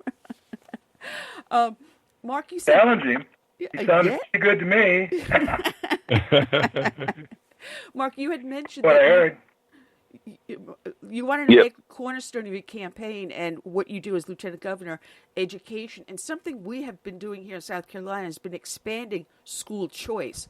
Where do you stand with school choice? And how would you like to see it be done? I think that's the key. I think that's the key because, when you give the government a monopoly on education, they tend to do whatever they want to do as bad as they want to do it because they know there's no competition. But when we have parents that have options, when we have parents that can say, okay, look, you're not doing the job anymore. I'm bringing my kid out. I'm sending my kid to a charter school or private school, or I'm taking my kid home to educate my child. That's going to prompt these public schools to get their act together.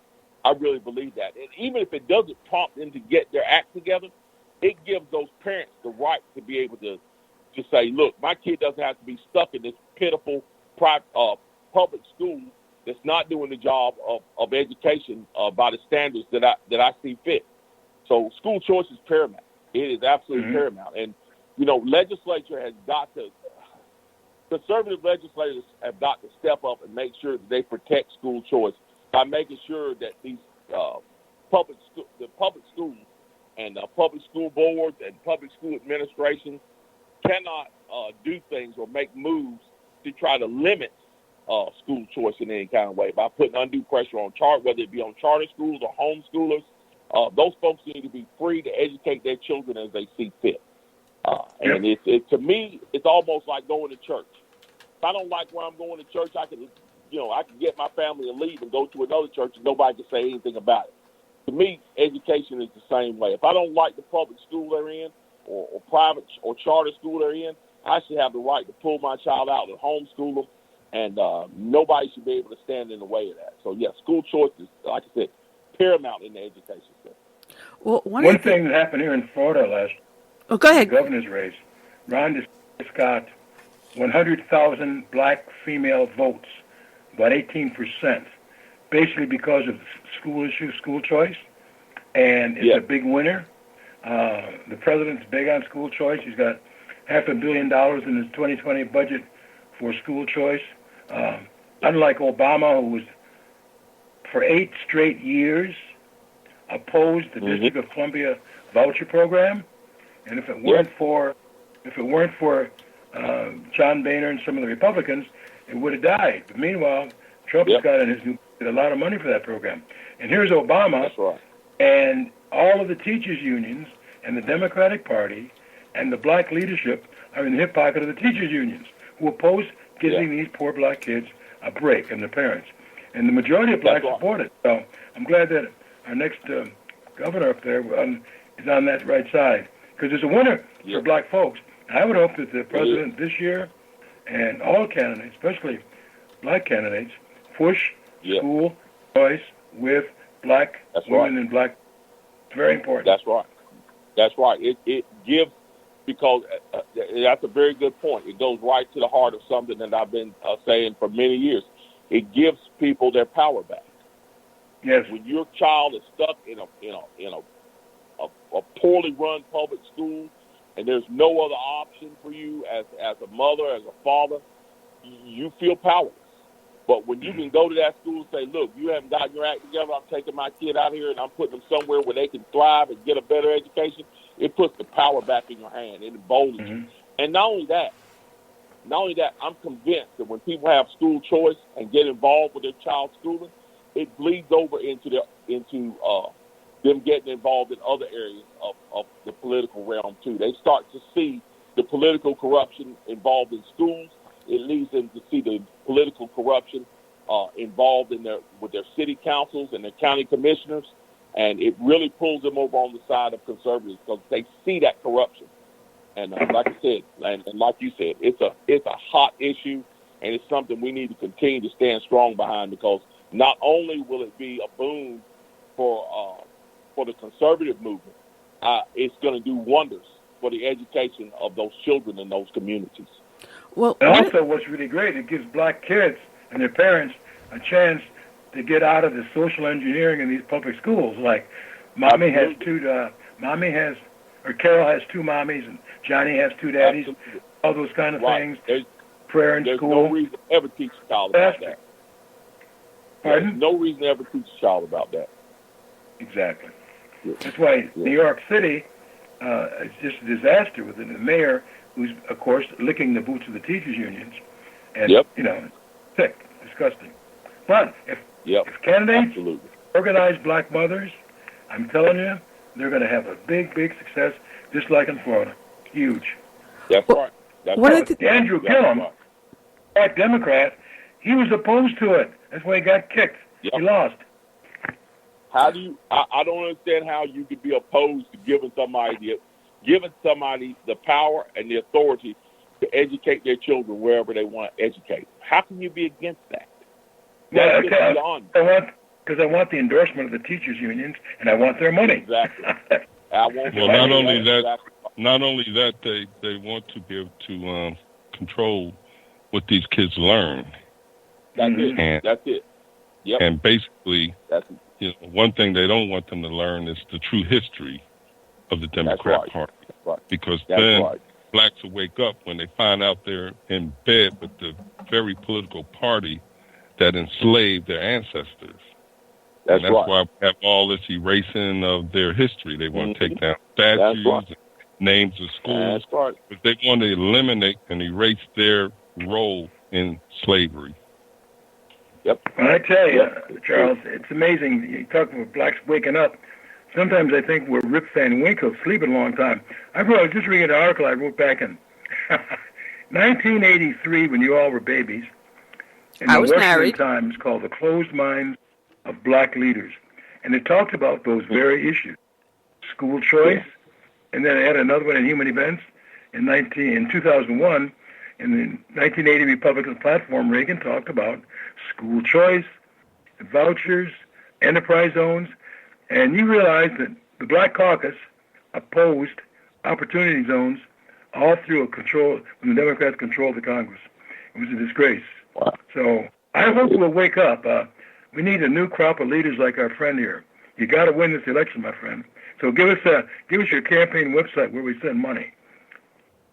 Okay, my website is markrobinsonfornc.com. Mark, wait, M-A-R-K? markrobinsonfornc.com. Yes, sir. You can go there, sign up to donate there. You can sign up to volunteer there. You can read all about our platform. My platform, real quick, is I'm standing up for the lives of the unborn. I'm standing up for the Second Amendment. I'm standing up. You saw the president today, didn't you? He for the first time ever, a president went in person to the annual March for Life today. Great. Yeah. That's the thing that I'm most passionate about standing up for these unborn children. If we don't do that in this nation, everything else we do is for naught, because I don't think God is going to suffer for long with these innocent lives being murdered at will like this. We have got to stop it. We've got to stop it. The same way we stopped slavery, we've got to stop. We've got to stop abortion. And then 23 million blacks apparently. You know, that's the black. Right. That's right. Targeting them. 23 million, isn't it? We've been targeted like deers by deer hunters during deer season. The abortion. Lady King says it's black genocide. You know, in New York City, there are areas in New York City where more blacks are aborted than are born. It's amazing. Absolutely. And here you get these black folks talking about Planned Parenthood and Obama loved them to death and they loved him. It's disgraceful. Yep. But it is. It's a shame. It Sanctity of life. Yep. But as far as our campaign goes with education, we're all about ending indoctrination and bringing back real education. Get the elementary school children to learn reading, writing, and arithmetic again. Bringing solid discipline and order back to the classroom so that children can learn and teachers can teach. And then on the back end of our campaign, we're pushing to make North Carolina's veterans care the best in this nation, to make it the absolute gold standard. And we're also pushing to stand up for law enforcement, to make sure those guys and gals out there that are protecting our streets know that the elected officials have their backs in time of need and are not going to throw them under the bus at every turn. So that's what we're fighting for as Lieutenant Governor. And like I said, that's my platform. And again, my website is markrobinsonfornc.com. You can go there to donate, guys. Thank you. Mark, how do you plan on reaching the black community? Well, when we get past this primary, we're going to have to go after that vote. Right now, we're in a Republican primary. But we have a plan for that. I don't want to speak a whole lot on it, but I believe there is a message that black people in this country are ripe for and ready for, especially young black people who, by and large, are not falling for the narrative that's being preached to them in a lot of circles. They have not come to our side yet, but they certainly have many, many questions about the side that is courting them heavily. And I think that if we can deliver our message in a strong and positive way that's going to empower people and get them to understand that the power actually lies in their hands for them to fix their lives, for them to fix their homes, for them to fix their communities and their cities and states and nations and their nation, I think that we can draw a lot of folks onto our side, and we can garner a lot of those votes, because what we're going to be preaching is a message of victory over victimization. And that's what a lot of folks need to hear and understand, that you no longer have to be a victim. Time for being victims ended the moment the 13th Amendment was passed and slavery was crushed. That was the moment we became victims and we're no longer victims, and we need to act like it. We need to walk through the door of freedom that other people have opened for us. So that's going to be our message all across the state. That's a good slogan. Mark, what are you saying at the point that you're talking about sanctuary cities? Think you ought to have a sanctuary city so that when any black criminals are arrested, that they can't be turned over to the feds like they do it for illegal aliens? Hey, you know good and well that ain't going to happen. That's right. That's the analogy we ought to start talking to these people about. That's exactly right. Gosh. That's exactly right. That's exactly right. Ridiculous, right? It's crazy. We have to stop asking the left how stupid they can be, because I think they've taken it as a challenge. Just look at Chuck Schumer and they haven't disappointed. They have not disappointed. Gosh. They have not. No, sir. Well, guys, I gotta get off here. I've got some stuff I've got to go tend to. It's been great. I hate to cut it short, but good picture of you, Mark. And that's a good picture on your website. Oh, thank you. I appreciate that. Thank you. I certainly appreciate that. To all the listeners out there, again, I would certainly appreciate your support. And CS, thank you for inviting me on the show. Anytime. Okay. We'll get you back on. Well, it is our pleasure, Mark. And good luck on your election. We'll have you back before Election Day. People can find you at your name, markrobinsonfornc.com. God bless. Thank you. I appreciate it. Yes, ma'am. All right, now that I've lost complete control of the show, hi, Clarence. How are you today? Hello, how are you? Oh, man. How are you? It has been... This has been such a fun show today. I never know where we're going to be coming from. Geez. So now I got to get my mind back into Clarence gear. Okay.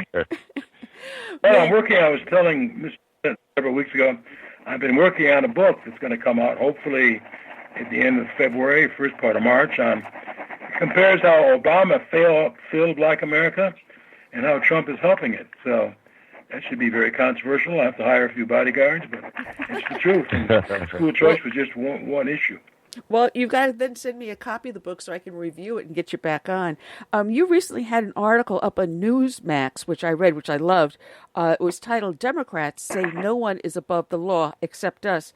If you look at this impeachment trial and what just occurred with the FISA courts, oh, how truthful you are. Oh, my goodness.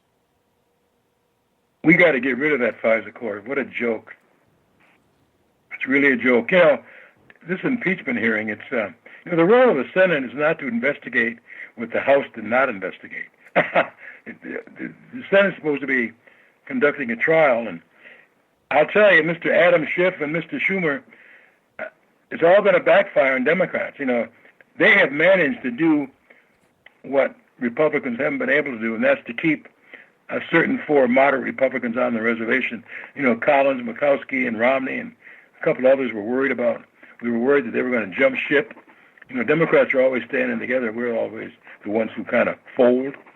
But Susan Collins got so upset with Mr. Nadler actually calling all the senators, especially Republicans, saying that if you don't support us, you're aiding in a cover-up. That really got a lot of Republicans mad. And what it's going to do, I think, there may not even be a vote on getting witnesses. I think what's so funny is that Collins told a reporter yesterday that she didn't think that Schumer was interested in doing anything but trying to get her defeated in Maine. And he's made it very clear he's targeting the Republicans who are up for re-election. He wants to beat them.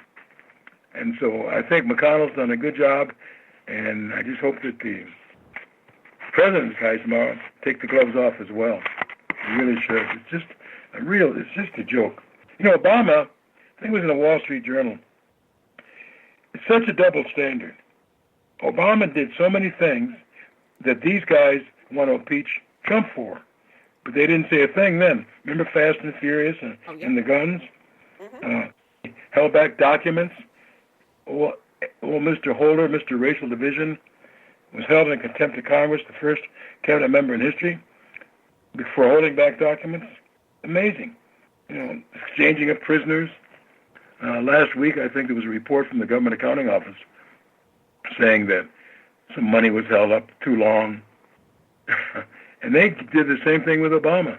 But it's just a double standard. Then you got the media. It's no more than an adjunct of the Democratic Party. So, but for people like you and CS, and you got to get the word out. Yeah. By the way, the latest, up here on our Newsmax list, the latest one I did, it's called How the Democrats Are Deceiving Black America. I mean, they had the gall, the caucus, about a month ago, coming out saying that Trump has done nothing to help black people. They had nothing but racist. Gosh, and we are just so blind. We got to start getting. That's why Mark is so important that he gets elected, because you need a whole new crop of black elected officials. This crowd is, it's just embarrassing. We need veterans. We need blacks. We need females. All on the conservative side. We need a strong conservative presence. Hispanics, yeah. And they're out there. You know, good thing you mentioned that. We're the ones who are in the. I think that Trump can pull off. You know, all Trump and all the conservatives have to do. You don't need to get a double the black vote now. You don't need to get 50%. All you need is 15% about, even 20. You get that many black votes voting for Trump, it's all over. Because they take us for granted all the time. And if you notice, I've always been a critic of the Republican establishment. Because 10 years, what have they done? They have no black outreach. Trump, the campaign going on right now, outreach to black is all because of Trump. He's the one who started this when he said, what do you got to lose? There's been no outreach from the Republican Party to black people, but Trump is making an effort for it. 5.4% black unemployment. And I think there are going to be a lot of, black folks don't like to have money in their pocket. We're not stupid. And listen to these politicians saying, well, the middle class are not getting hurt. I'm getting hurt. Come on. Well, at my last Tea Party meeting this past week, I had Leon Wynn, who's our state second vice chair, and he's the outreach person. He ran against Clyburn, and unfortunately, at the time, the GOP in the state didn't really put much effort behind him. But we now have new leadership. They never do, No, but now we have new leadership in our state GOP, and they're finally definitely getting behind a lot of the candidates where past leadership wouldn't do that. But if you look at what Trump is doing, by speaking for every man, for the average every man, like someone like you, myself, like Curtis, like the people that are listening in onto the show right now, the average American, the real heart of America, he is bringing more people into our fold than ever before. If you look at his last rally numbers, over 20,000 voters were identified at his rally. He had over 20,000 people there. Out of that, 15.7 thousand were voters from Wisconsin, which meant an additional 5,000 came from outside of the state just to be at the rally. And almost 58% were not registered Republicans. These are people that some of them never even voted before. Something like about over 4,000 people had not registered to vote, but they are registering to vote now. And I looked at our county GOP had our meeting last night, and we've increased our membership in the county between 2016 and today by 230%. And we had one of our board officers was in the grocery store shopping. A woman walked up to him and handed her a party registration with the check and said, here, I'm registering for the county GOP. People are coming out of the woodwork because of Trump invigorating the public. Exactly. And the Democrats really showing their butts, excuse my expression. It's really, I think you can have, which will burn the media up. They're doing everything they can. I mean, if you watch them on everything but Fox, they are trying to make a hero out of Adam Schiff and Nadler. Oh gosh, and they're right. They're out to hang Trump too. So I would think that they don't realize how smart the American people are. They think we're all deplorables, and I would wager that you're going to have a landslide like we did in 80 and 84. Remember those 49 state all red maps, except D.C. and where was it? Minnesota. But I think he's headed for. They can't say that he's not going to get the popular vote this time. They'll shut up Miss Crazy Warren, Pocahontas, Well, lies your teeth off.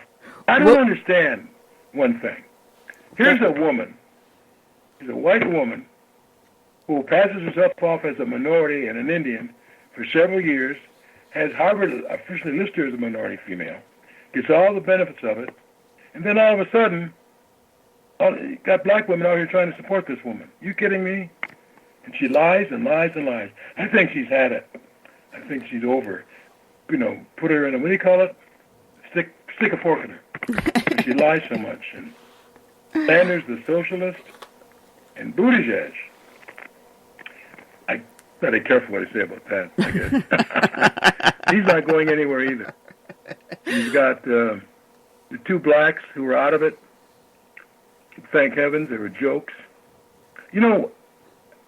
One reason that they couldn't get any support from black people or white people, if you remember Barack Obama, he played down the race card. Remember? He never got in until he won. But he always played down the racial stuff. All you heard from Harris and our friend from New Jersey was race, race, race, race, race. And you can't do that. You can't be calling whites bigots and all those kind of things. and have them vote for you. Even though Obama turned out to be a racial divider. Yeah, bad. Yeah. Oh yeah, he talked about unity throughout the campaign, just like you said. You know, we're not a red, we're not a blue, this and that and the other. But once he got into office, his true nature came out. Exactly. Anytime he was criticized, he and a holder played the race card. If I had a son, he'd look like Trayvon. Yeah, big deal. And that's how he got relevant to black folks. They go out here and tell the black folks I know what it means. He's followed in the store. And when they get Al Sharpton to stand behind me, it was a joke. Well, you know, the ironic thing today to me is that, you know, we just celebrated Martin Luther King's birthday. And yet, if you look at the Democrat Party and blacks involved with that party, everything is based on color of your skin. And that was against what Martin Luther King believed in. Yet he's their hero. So in other words, they acknowledge the symbolism of Dr. Martin Luther King, but they really don't adhere to what he really believed in. Tell me about it. There's something else. Oh, by the way, CS, if you could send me our host's email address or text it to me, I'd appreciate it so she can get on the email list. Oh, yeah. For the news stuff. Yeah. That would be great. But yeah. I don't know. It's going to be an interesting 2 weeks coming up. Oh, yeah. I don't think... I think this will be over next week. I think. Actually, I'm going to watch the Republicans. They're, conduct their part and their role in this trial. I will watch that. I just couldn't deal with the Democrats. And I think you're going to see viewership go up when the Republicans, the president's defense come on. Well, I wanted to bring that up. I hope so. I wanted to bring that up when we had Liz Harrington on, because today the Democrats are supposed to be winding up. They've got 7 hours today, and it's mind-numbing. Yeah. And the Republicans go on... Well, the network's left them pretty much. Yeah, the Republicans then go on offense tomorrow, on Saturday. Now, think about this. They thought they would schedule the Republicans on a Saturday, and they would get lower viewership. I think it's going to be the opposite, because there's no football, there's no NASCAR on Saturday. So what will people be watching? So I'm going to tell you, they're going to turn it on to watch how the Republicans respond to the crap that has been thrown at them by Schiff and Nadler and Schumer and all the other fools.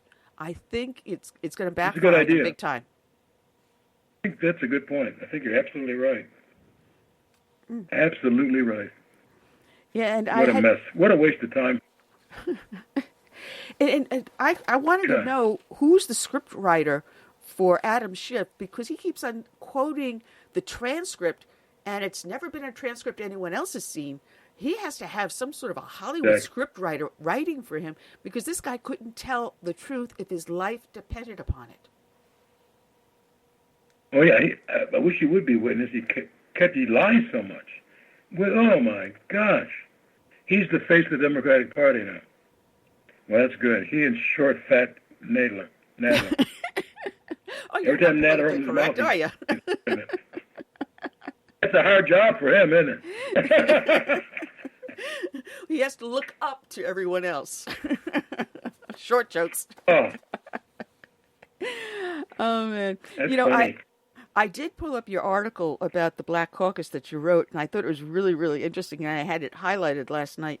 I mean, I had my county GOP meeting yesterday, and I got to give a short shout-out to Paul Sutliff, because I was supposed to call in as a guest on his show, and our meeting ran so long, because I'm hoping that we are an example of what's happening across the rest of the nation, because we did run long, because we were talking about the upcoming elections and strategizing on what we were doing, how we would screen candidates and put information out there, not just on the federal level, but on the local level too. We've got a county coroner, we've got the county council coming up, the school board, and we're looking from grassroots all the way on up. And if our county GOP is indicative of the rest of the nation, we're going to see an amazing election coming this November. Exactly. By the way, for all your thousands of listeners, what is the link to get to your show? It's the name of the show. You put a dash in the middle, southern-sense.com. Real easy. And people then can watch Southern-sense. As in common sense. Because we don't put up with any nonsense. Southern Sense, okay. Come on, Clarence. How many years have you been coming on the show? Come on. You love me. Well, I know that, but I just can never get. Don't take things down. I gotta write things down and put them on the list. There we go. South Carolina. Absolutely. So, as I was saying, your article on the Black Caucus was absolutely spot on. How much they lie and they try to divide and conquer us. And then when you compare it to what the truth is out there, the unemployment numbers, the expansion in jobs and benefits, because there are so many jobs out there and not enough people to fill them. It's an amazing thing. And yet the Black Caucus will lie simply so they can stay in power and get the votes. Oh, they're sick. They're really, really... In fact, as I recall, as I think back about the article, I think I said Barack Obama may have been the first president sharing the same skin color as his fellow Black Americans and members of the Black Caucus, but it's Donald Trump whose economic and social policies benefit Black Americans. Well, without a doubt. We have a caller in on the line. Today's switchboard's a little bit busy today. Let's bring the individual on. John, you're here listening to Southern Sense Live. I'm your hostess, Annie, the radio chick. Our guest is Clarence McKee. You have a question or comment, Joseph? I guess we lost the caller. Oh, well, nice try. Anyway, you know, as I look at a lot of the stuff that's going on, we had the whistleblower that was caught discussing how to take Trump out, and yet throughout everything that we see in this impeachment hearing, no one has asked for the whistleblower's testimony, not in the House, and we're not going to see any witnesses coming into the Senate. But yet they keep on bringing him up and mentioning him when they don't even want to get testimony from him. Do you think they're not going to have witnesses, Annie? I think that there's enough members in the House, including Susan Collins, so incensed with what Schiff and Nadler were saying that I don't think they will. Because if the House didn't do their work, why should the Senate do the work the House should have done to begin with? Exactly. Good point. That's so true. All right, well, we also have our next guest in on the line, Clarence, if you want to hang out with us. I want to welcome onto the show Lauren Boebert. She is running for Congress out of Colorado, and she made headlines when she went after Beto O'Rourke, strapping her weapon on her hip, saying, "Don't you even think of it." Welcome aboard, Lauren. How are you doing today? Hi, I'm doing fantastic. Thank you for having me on. Yeah, I was looking at your website and everything, and thank you for having the courage to step forward into the breach and say, we need our voice out there, and I'm going to take on the rhino holding that seat. That's exactly what I'm doing. I am tired of my people not being represented well. And, you know, the more I look into voting records, the more I see that we are just not being represented here in the western slope of Colorado. When you think of western Colorado, you think that we would be leading in conservative values, but we're almost purple in our district, and it's a direct representation of our leadership. And we have a leader who really is a Republican in name only. He has an R next to his name, yet on a regular basis, he is voting with Democrats and forming coalitions with them to further restrict the rights of his constituents. Oh, and I want to say something too. Happy birthday! You turned 33 this month. Yes, last month. Yes, yes, I did turn 33. So, the year of Jesus, maybe. Oh man! But I was reading the description that the GJ Sentinel put up about your campaign, and I love this when they described your restaurant called the Shooter's Grill in Rifle. At not only do your waitresses also strap as they're serving, but the menu offers such items as sawed-off egg rolls, shotgun burritos, and ballistic chicken. I bet the liberals, the pot-smoking liberals out there, are having their heads explode. Yes. And their bellies explode. Their bellies are very full as well. But really, in Rifle, Colorado, we are a very conservative area, and so we don't have too many people who are outraged at what we do. You know, maybe if you go a little bit farther east, there's a few who would not venture out of their way to venture a place like to visit a place like Shooter's Grill. But you know, we have people from all over America stepping in, and really, Shooter's Grill is just part of my story of the American dream. I grew up in a Democrat household in a rough part of Denver, Colorado, and my mom just believed the lie that you needed government in order to survive. You needed to vote for Democrats because they were the ones who were going to make sure your house was taken care of, your bills were paid, your children were fed, and your children had health insurance. And she believed that she couldn't go out and try to make something on her own because she would fail. Government was the only answer. But when we moved to the western slope of Colorado and I got my first job at the Rifle McDonald's, I remember bringing my mom home my first paycheck, and there was such a sense of pride and empowerment that I had contributed to the family. And I began to see at an early age that I could do a better job taking care of us than the government ever did.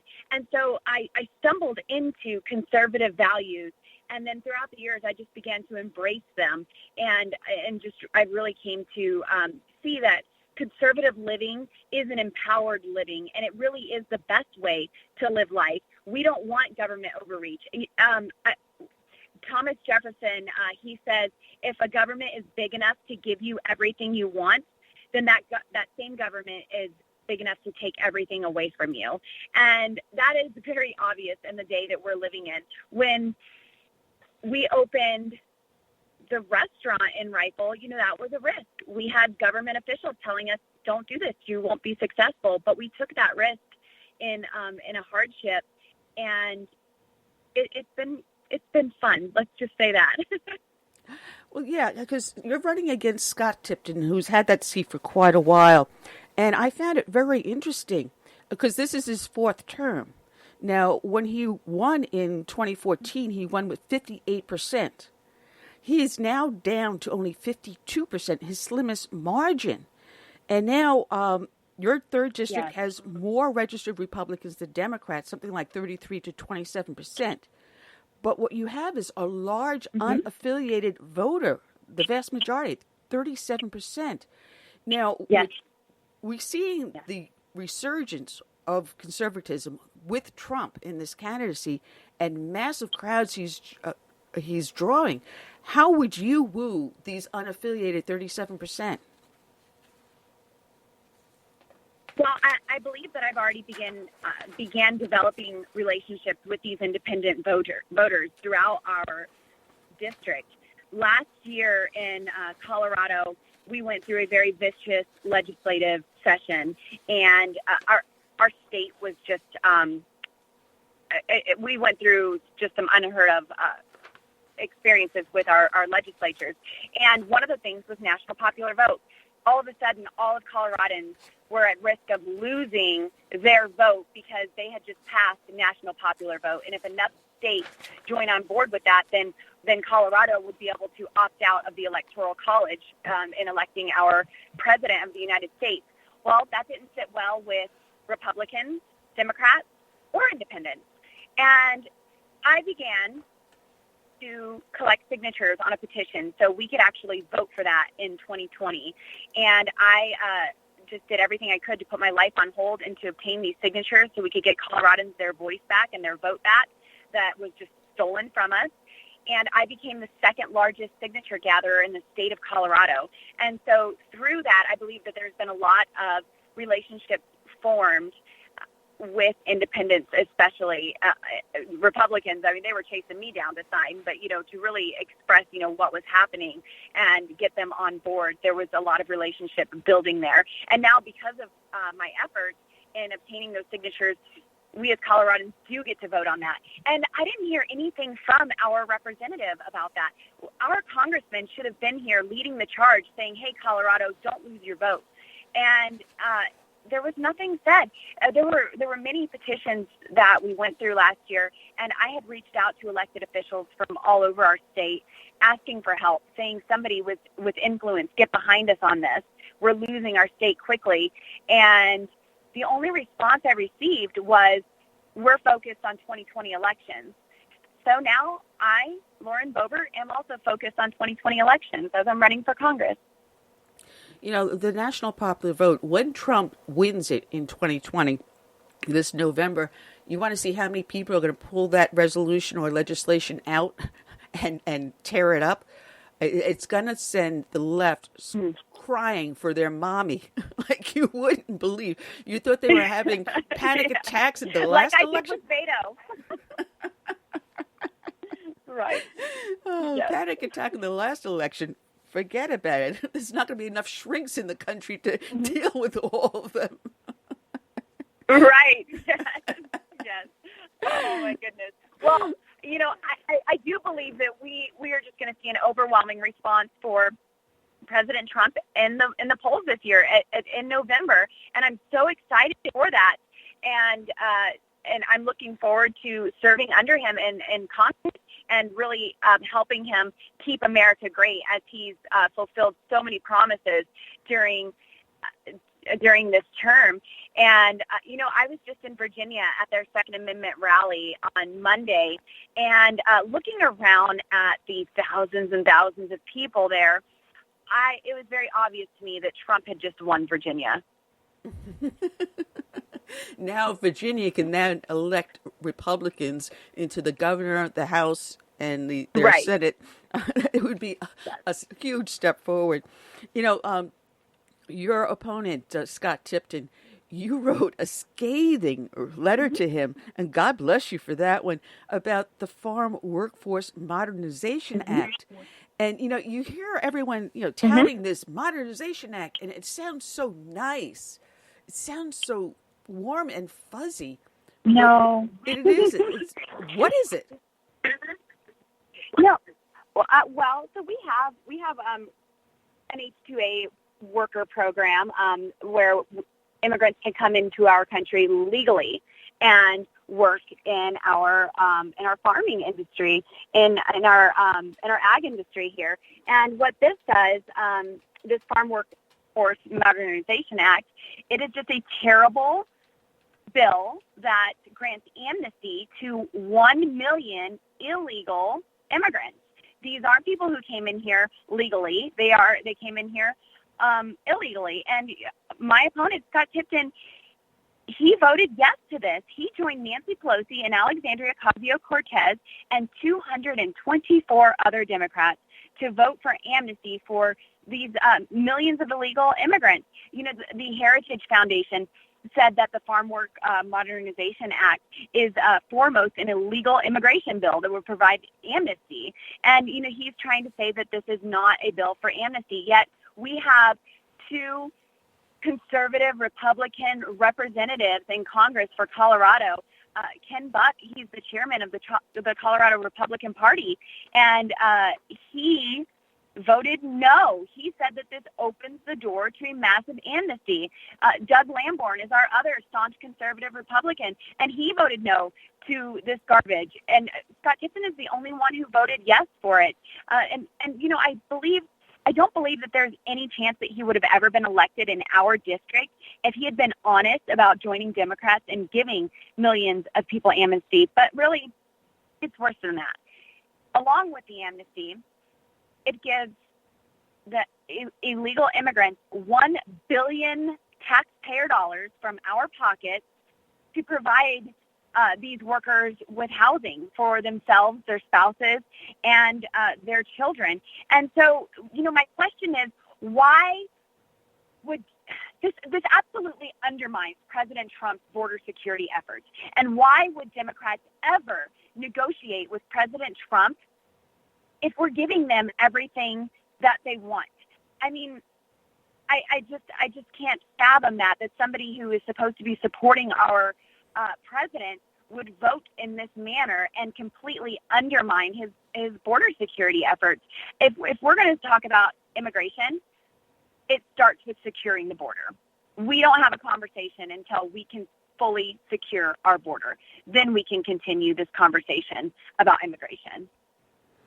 Man, I wish you would be running for a seat here in my state. We're trying to get rid of Beer Can Joe Cunningham, which is why our meeting was so long last night at our county GOP, because our District 1, we lost it, which was originally held by Mark Sanford, to Beer Can Joe.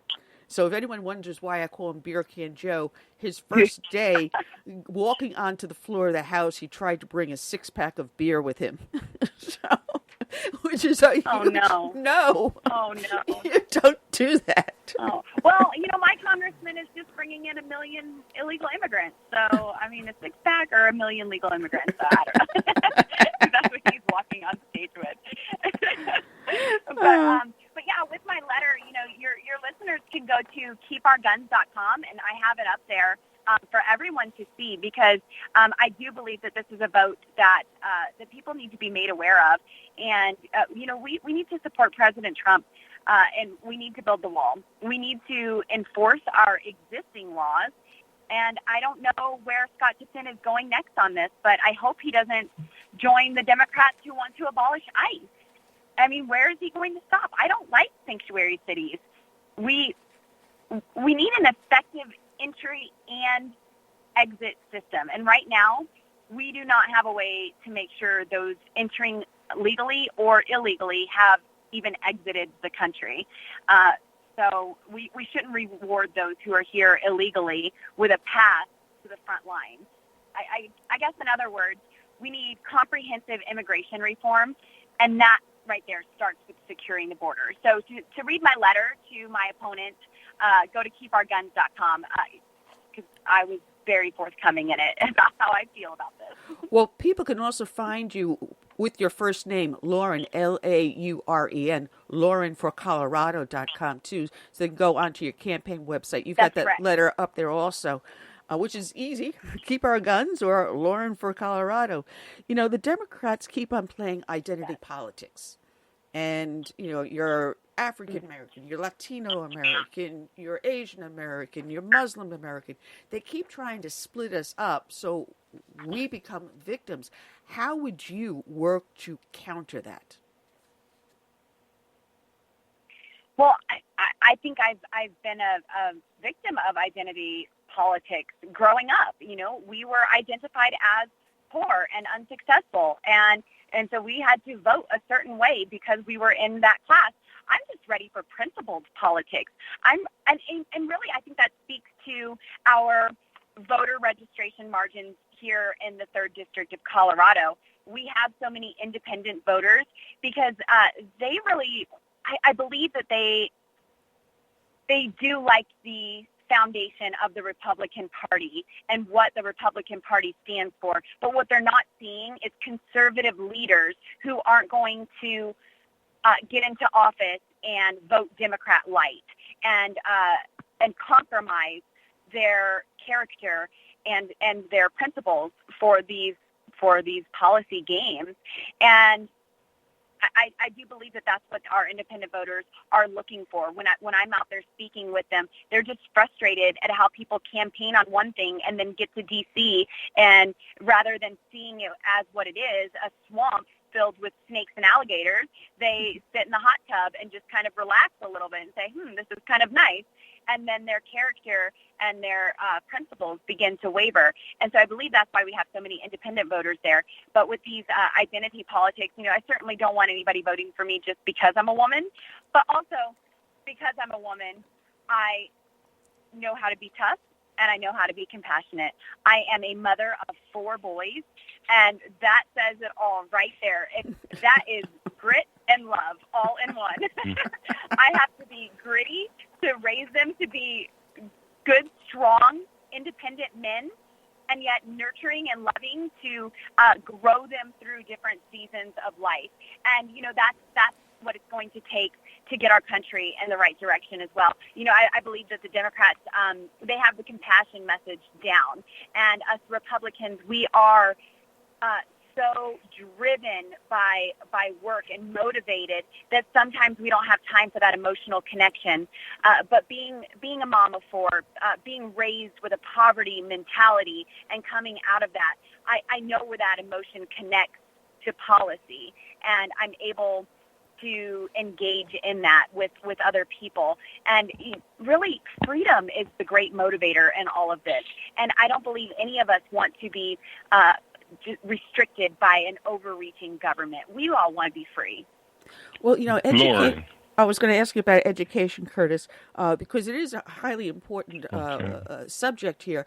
And there is a huge push for choice in schools. Would you work, when you are elected, would you work to abolish the federal involvement in education and bring it back to the state and local? Yes. Well, if what I know is correct, President Trump has already done that, and he has lifted a lot of those restrictions, and it is up to the states now. And absolutely, I would want the 10th Amendment enacted in that and have state control over schools. Unfortunately, in Colorado, I don't know how great that would be for us, because we do have a super majority. The Democrats have a super majority right now, and they are doing everything they can to indoctrinize our students. And our children, they're having comprehensive sex education forced upon them. And if you don't know how awful that is, just a couple things. I mean, we're not just talking about gender identity and, having elementary kids be able to choose if they're a boy, girl, non-binary, what all those things are. I don't know. I wanted to be a unicorn when I was in 3rd grade, so maybe that's an option. But maybe a mermaid.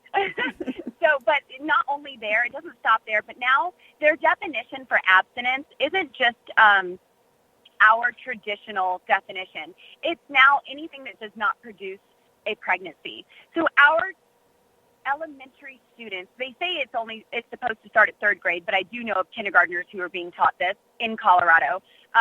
We're teaching them that any sexual act that does not produce a pregnancy, that cannot produce a pregnancy, is now abstinence. So that means we're teaching our kids about anal sex and physical touching and oral sex. And not only are we teaching them what it is, but we're teaching them how to engage in it and how to enjoy it. We are absolutely, I'm sorry, not we. I have no part of that. I'm doing everything I can to stop it. But they are sexualizing our children. And so I am absolutely for school choice. I love what Oklahoma does with their tax system. And you bring a coupon for your taxes to the school of your choice, and that school benefits from your tax dollars, and they compete to have your tax dollars so they can have better funding for their schools and a better school. I don't think it's the government's role to be picking winners and losers in these districts. But, when we have failing schools here in Colorado and we're having Pride Month, instead of cracking down on reading and writing, there's a really huge issue there. But yes, I do believe that states should be in control. I just want to get our state legislator in better control before we release all reign to them. Well, Curtis, go ahead. Yes, Lauren, there are a lot of people down on the future of America, even some on our side. I'm optimistic. Where do you see America if Trump remains in office another 4 years versus the Democrats taking over? And could you juxtapose the two? Yes, that's really simple. It's freedom or socialism. If Trump stays in office, we will remain free. We will remain prosperous. We will continue tremendous trade deals with other countries. And I would hope that he would spend his next 4 years securing everything that he has done. So if the Democrats take over after, it cannot be undone. We have made tremendous strides in his administration, and I would hate for somebody to come in and just undo everything. You know, I understand that he did that with Obama, but that was I was very grateful for those changes. I was very grateful that he was able at that time to come in and undo so many things that were forced upon us. I wish there was even more that was done. If my opponent possibly could have voted right when we were in the majority, then we could be looking at no Obamacare right now, you know, and that being completely gone. But when he had an opportunity to vote no on that, he passed it up. But I would hope that President Trump would just continue to put America first, like we know he's going to, and secure everything that he has implemented. And if he doesn't win, it's not going to be pretty. It will be socialism. And like I said, that Thomas Jefferson quote: if you have a government that is big enough to give you anything you want, then it's also a government that can take everything away from you. And we're already seeing that's exactly what they want. We have socialists right now running for president, and that is a scary thought to have. You know, and that's part of me being a mom to these 4 boys. There is a mandate on my life to secure the nation that I will send them out into.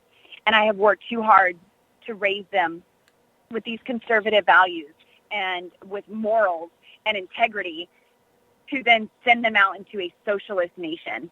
That is the worst thing that can happen to America.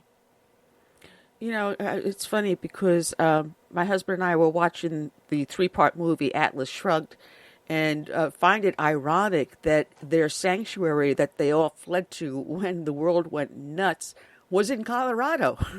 So it says a lot.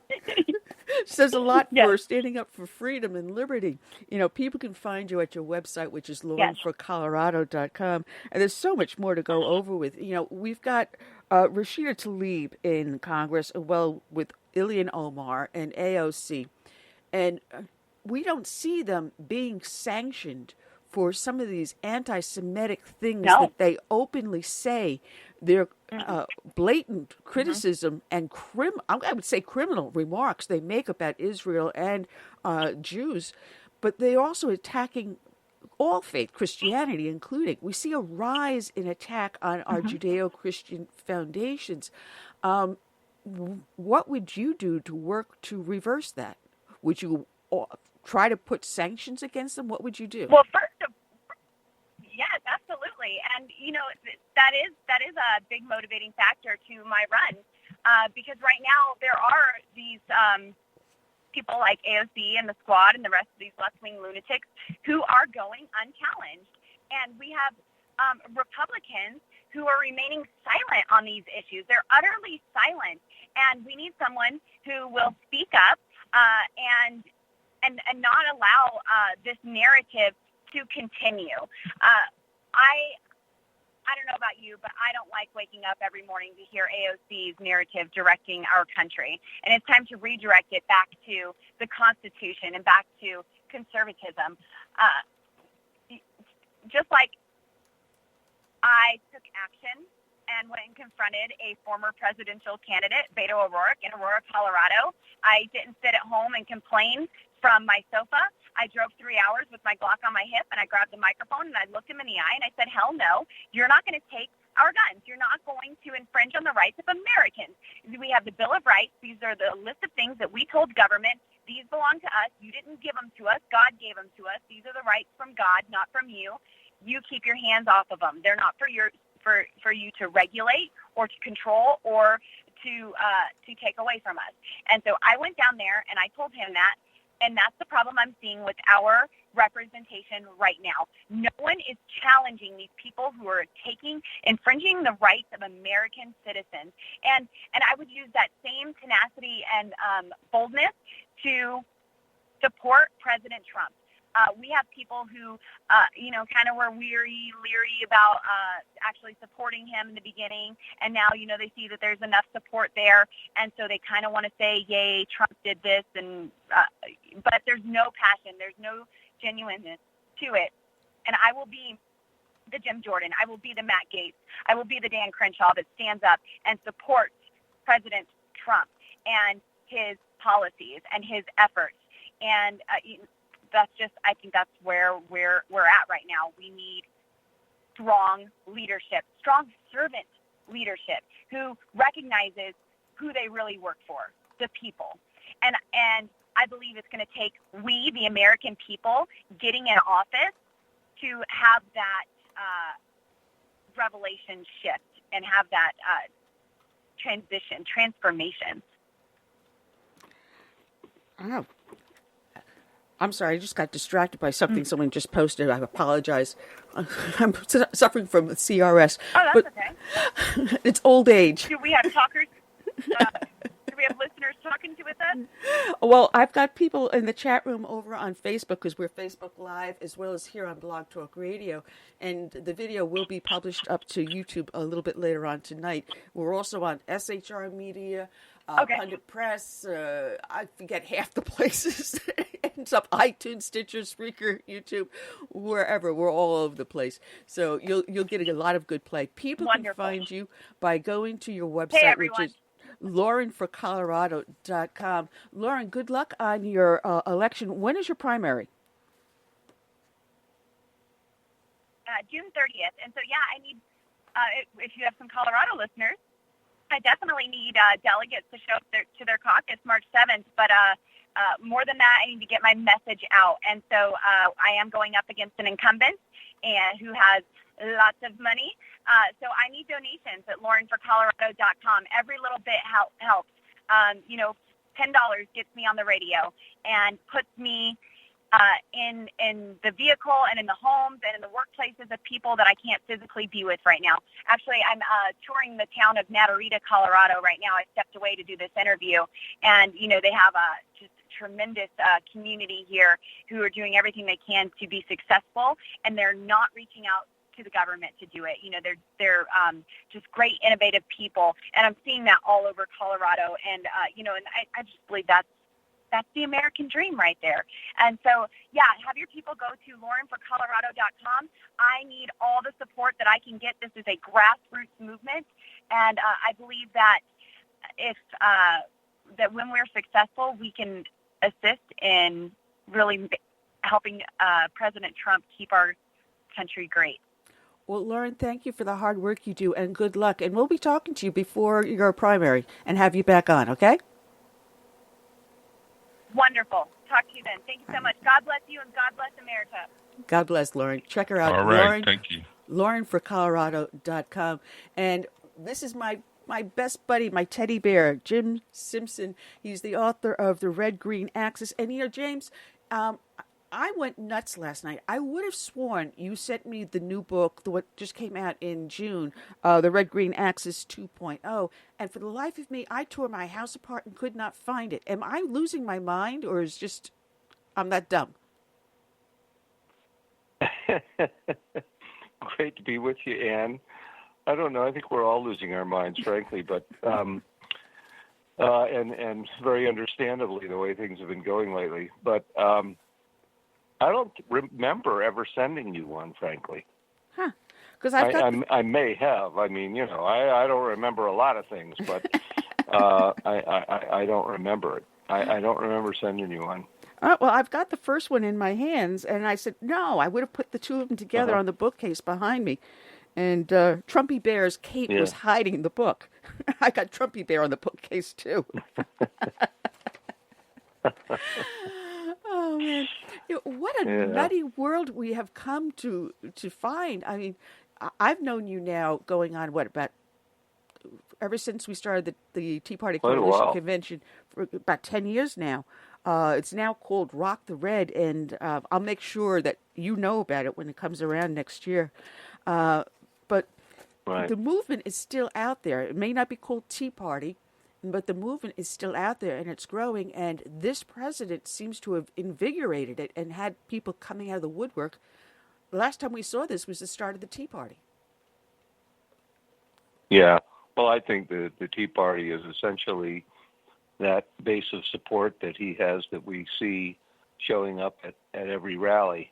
And, you know, the Tea Party movement is basically just real Americans who understand what's going on and are very concerned about what's going on and want to see change. We, you know, those of us out there living our lives every day, trying to earn a living, trying to raise our kids, put them through college and everything, we are being assaulted on every front. And, you know, this is basically America versus the extreme left. That's what it's become. It's become a nation where our society, our concepts of, you know, American exceptionalism, free market capitalism, the rule of law, and the solid constitutional foundation of this country are being attacked like they have never been attacked. And, you know, Washington, D.C., they don't get it. They live in a bubble. They all make decent and sometimes very good amounts of money, most of it paid directly or indirectly through our tax dollars.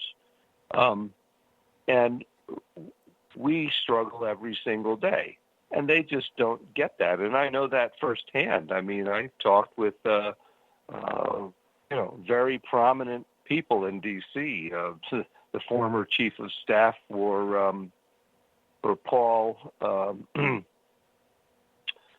now I'm having another senior moment, the former House Speaker. Paul Ryan. Paul Ryan. Yeah, I mean, his chief of staff was clueless, and I was shocked. He just didn't get it and wasn't going to get it. And, you know, so what Trump has ignited is, you know, he struck a chord with all of us and offers out hope for us for perhaps the first time in recent history, where he identifies the reasons that we're so concerned, and he actually works to fix things. And what he's done in the past 3 years would be astonishing under any circumstance. But when you consider the fact that every day he's being attacked at every angle by these monsters, he's done just simply amazing work. You know, he's obstructed in the courts, he's obstructed in Congress, he's obstructed in the bureaucracy, and yet he forges ahead and has done simply amazing things. He finds ways to get around it, and when he's challenged, he finds ways to get around that. And you know, you got to give him a lot of credit. He tweets too much, but to me, that's not much of a criticism when you stand it side by side with all the good that he's accomplished and all the things that he actually does. Well, it looks like the harder they push against him, the more they go to attack him, the brighter he shines. It's like, bring it on, because he's feeding off of it. So they're wasting all this energy and all of this time, and he says, bring it on, because I just love it. It's like a good blob. You know, that bad Steve McQueen movie from the 60s? But he's a good blob. He's just absorbing it. You never saw The Blob? Classic Steve McQueen. The worst movie he ever made. The Blob. Yeah. No, it was terrible. I remember that. I used to watch that when I was a kid, yeah. Invades the movie theater and everything. Yeah. But, you know, he's still mired. He's still mired in a swamp because there was an article up in the Daily Wire that they wrote that in October, unfortunately under Trump's administration, they've handed out $100,000 of our taxpayer money to CARE. And to CARE, yeah, I know. I saw that. Department of Homeland Security is still doling out money to the Muslim Brotherhood, to CARE, to other terrorist, associated entities, and no one seems to be able to stop it. Yeah, it's pretty stunning. Well, there's still a lot of Muslim Brotherhood operatives working in DHS and in other places. I mean, they infiltrated, starting in the Bush administration, actually, and then really in a big way under Obama. And, they're just, it's subversive. They're subverting our nation. And I'd like to know the particulars of what that 100,000 was for, and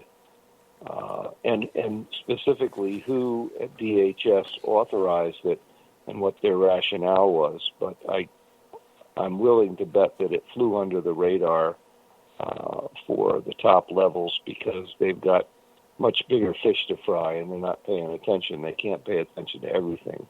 I mean, we're outraged that they should get 5 cents, but $100,000, in the federal government is, it's a blip on the screen. It's not even a blip. So I think that that's the problem. They're overwhelmed, and they're overwhelmed with much bigger problems than that. But it sure would be nice to see whoever authorized that be shown the door and have that money rescinded. Because CARE is one of the most evil, corrupt, diabolical, vicious anti-American organizations in our country, and that's saying something, because there's a lot of them. Yeah, because CARE is the one that sued NYPD and had any mention of Islamic terrorism taken out of our patrol guide. And they've gone and lectured the FBI, the CIA, and every other secret government agency on how to treat Muslims. And how dare you say the word terrorism?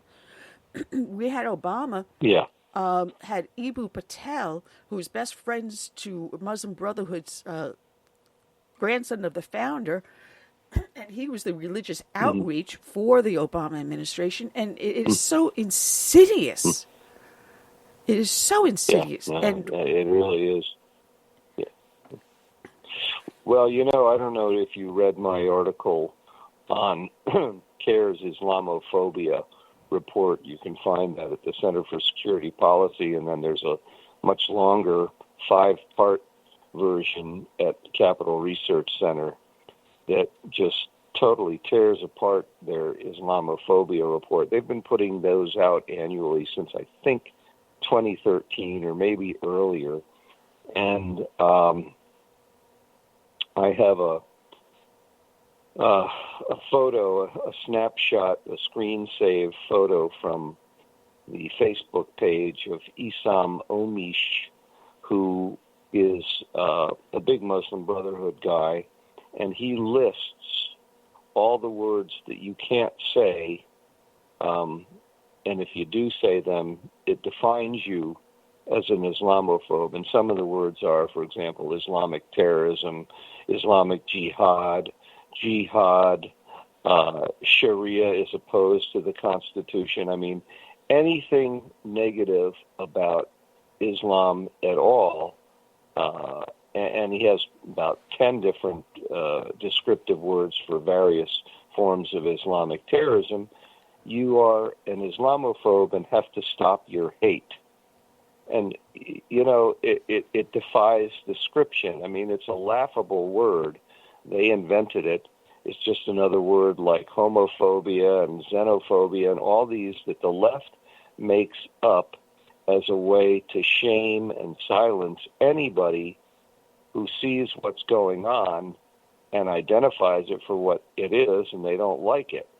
And they get outraged. And Issam Omish is an interesting guy. He was founding member of the Dar al-Hijra Mosque in Falls Church, Virginia, which hosted Anwar al-Awlaki. Anwar al-Awlaki for a number of years. And Nidal Hassan actually visited him there, and we know that Nidal Hassan, the Fort Hood shooter, was radicalized by al-Awlaki, or mentored, however you want to call it. Also, a couple of the 9/11 hijackers visited him there prior to 9/11. And so, can we say Islamic terrorism? No, we can't. But he was one of the founding members of the Dar al-Hijra Mosque, and he's still on the board of directors there. And he is the head of general and laparoscopic surgery at Alexandria Inova Hospital. Don't lose your head over it, but that's what he does. And so he's very prominent, and he's a long-standing member of that mosque, and many other Muslim Brotherhood organizations. But what he doesn't tell you is he is also the director of the Washington Trust Fund. And you say, oh, well, okay, what's the Washington Trust Fund? Well, it is actually CARE's property management fund. It has about $6 million worth of properties in Northern Virginia, and he's the person who directs that fund. So he's also a member of CARE. Unbelievable. So, you get all these people who are deeply involved in Islamic terrorism, who are supporting and defending and promoting all of these efforts by the Islamic groups to undermine and subvert our nation. And he's saying, well, you can't say anything about that because you'll be an Islamophobe if you do. Well, screw him. I'm an Islamophobe, if that's what an Islamophobe is. It's just, that's so absurd. It's ridiculous. And they're the ones who express the hate. That's the thing that really annoys the heck out of me, because we raise legitimate points, and their total only responses to it is that we are all haters and bigots and Islamophobes, etc. And it's because we're actually correct, and they know we're correct. But the best way to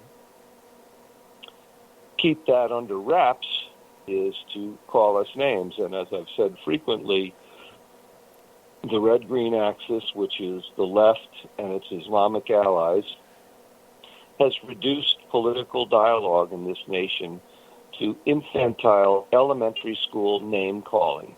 And that's how you have to identify it. This is infantile elementary school name-calling. That's what they have done to the political discourse in our nation. It's a national disgrace, and all of it can be laid right at their feet, because we just don't engage in those kinds of tactics. We are people with integrity. We are people with principles, and we talk principles. We talk facts, and they hate it because they are just strictly, completely embedded in ideology, and ideology is blind to the truth. Ideology has a goal, and truth stands in the way of that goal. So they try to do everything they can to destroy it, and they use groups like the Southern Poverty Law Center, the Anti-Defamation League, the American Civil Liberties Union, and other groups like that to threaten and silence anybody who's willing to identify their agenda for what it is. Well, the main tactic is to place themselves as the victim.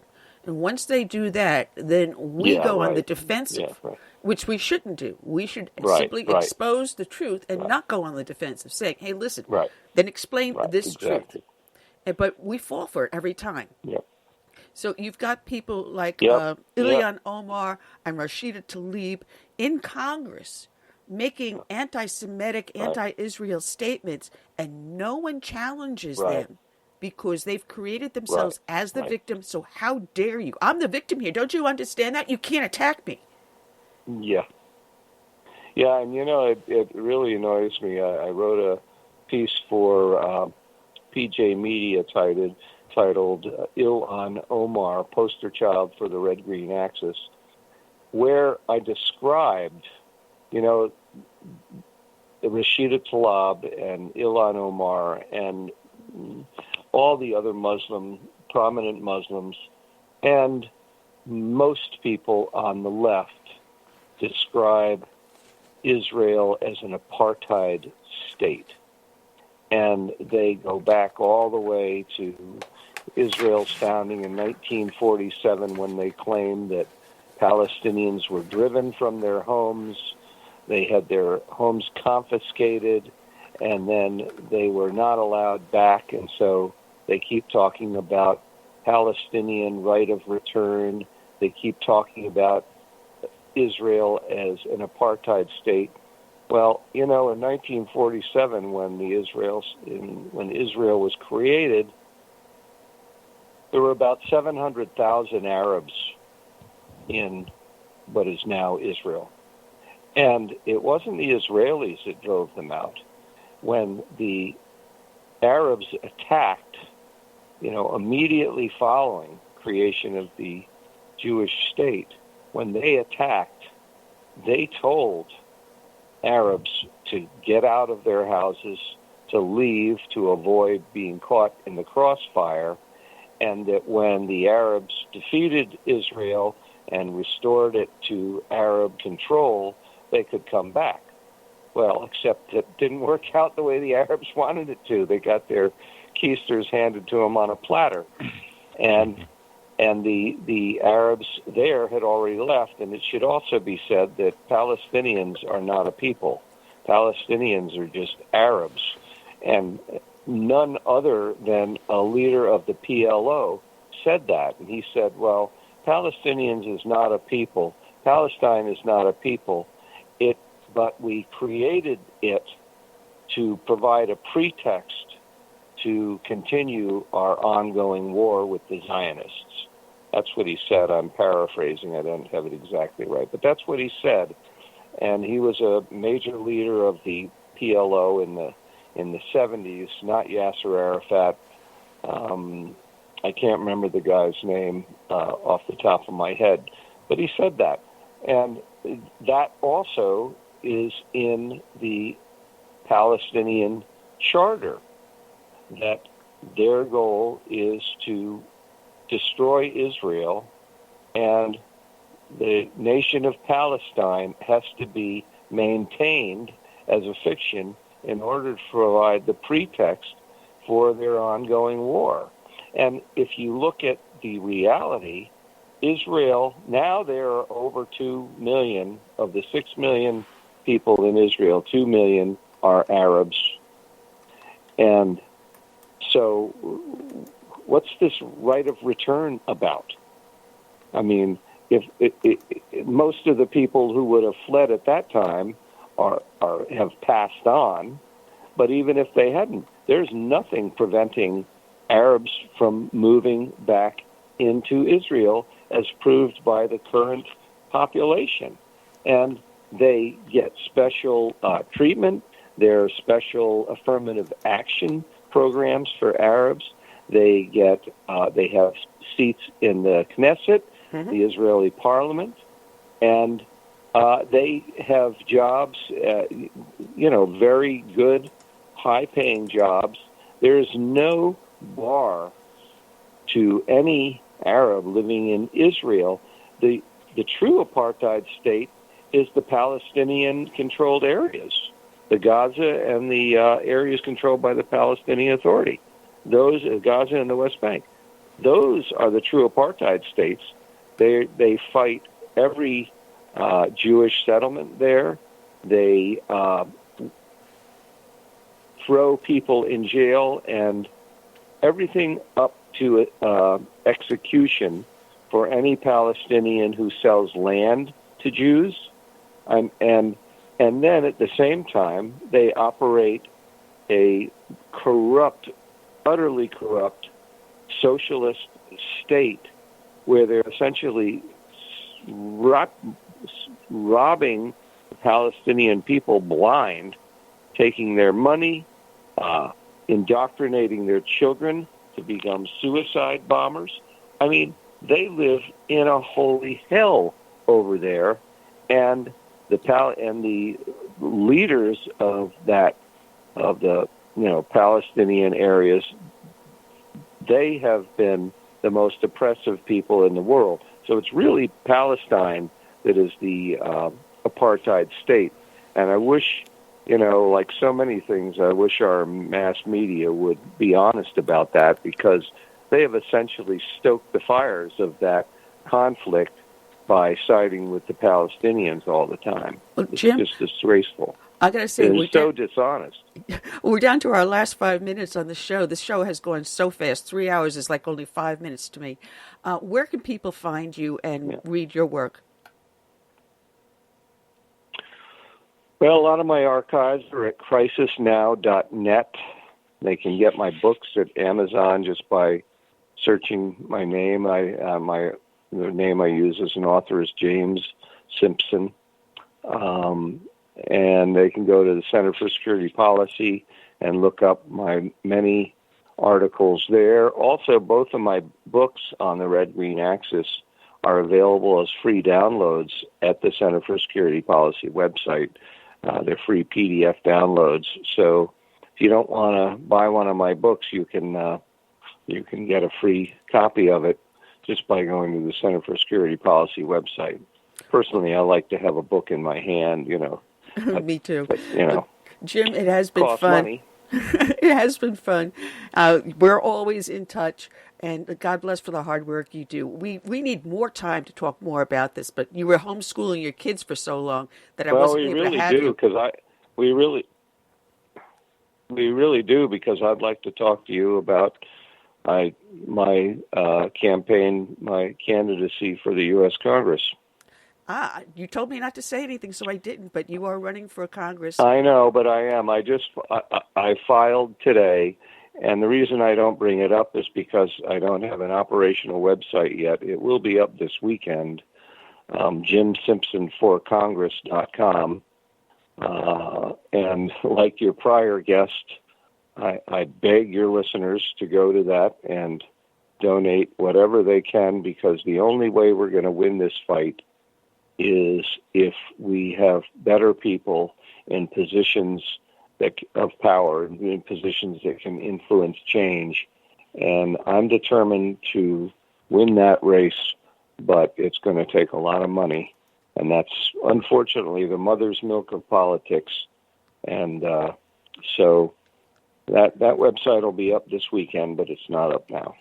All right, Jim. Well, I'll be talking to you soon, and we'll schedule you back so you can have a lot more time and talk more about your campaign. I'll talk to you soon. Great. Great, Ian. Thanks. All right. Jim Simpson, check out his upcoming website, JimSimpsonForCongress.com. Curtis, I can't believe we're running out of time here. We're going to be back here on Friday. Oh, yeah. We have Angel Mom, who's running for Congress in California, 31st District, Agnes Gibbony. She'll be on. And Dr. Meg Meeker has a book out that just came out called Raising a Strong Daughter in a Toxic Culture. She should have been on the show today. She had to reschedule to next week. So we're going like crazy here. So I want to leave everyone with our closing song, Gary Picarella, and his song is Save America. So until then, I say good night and God bless. Have a safe and healthy weekend.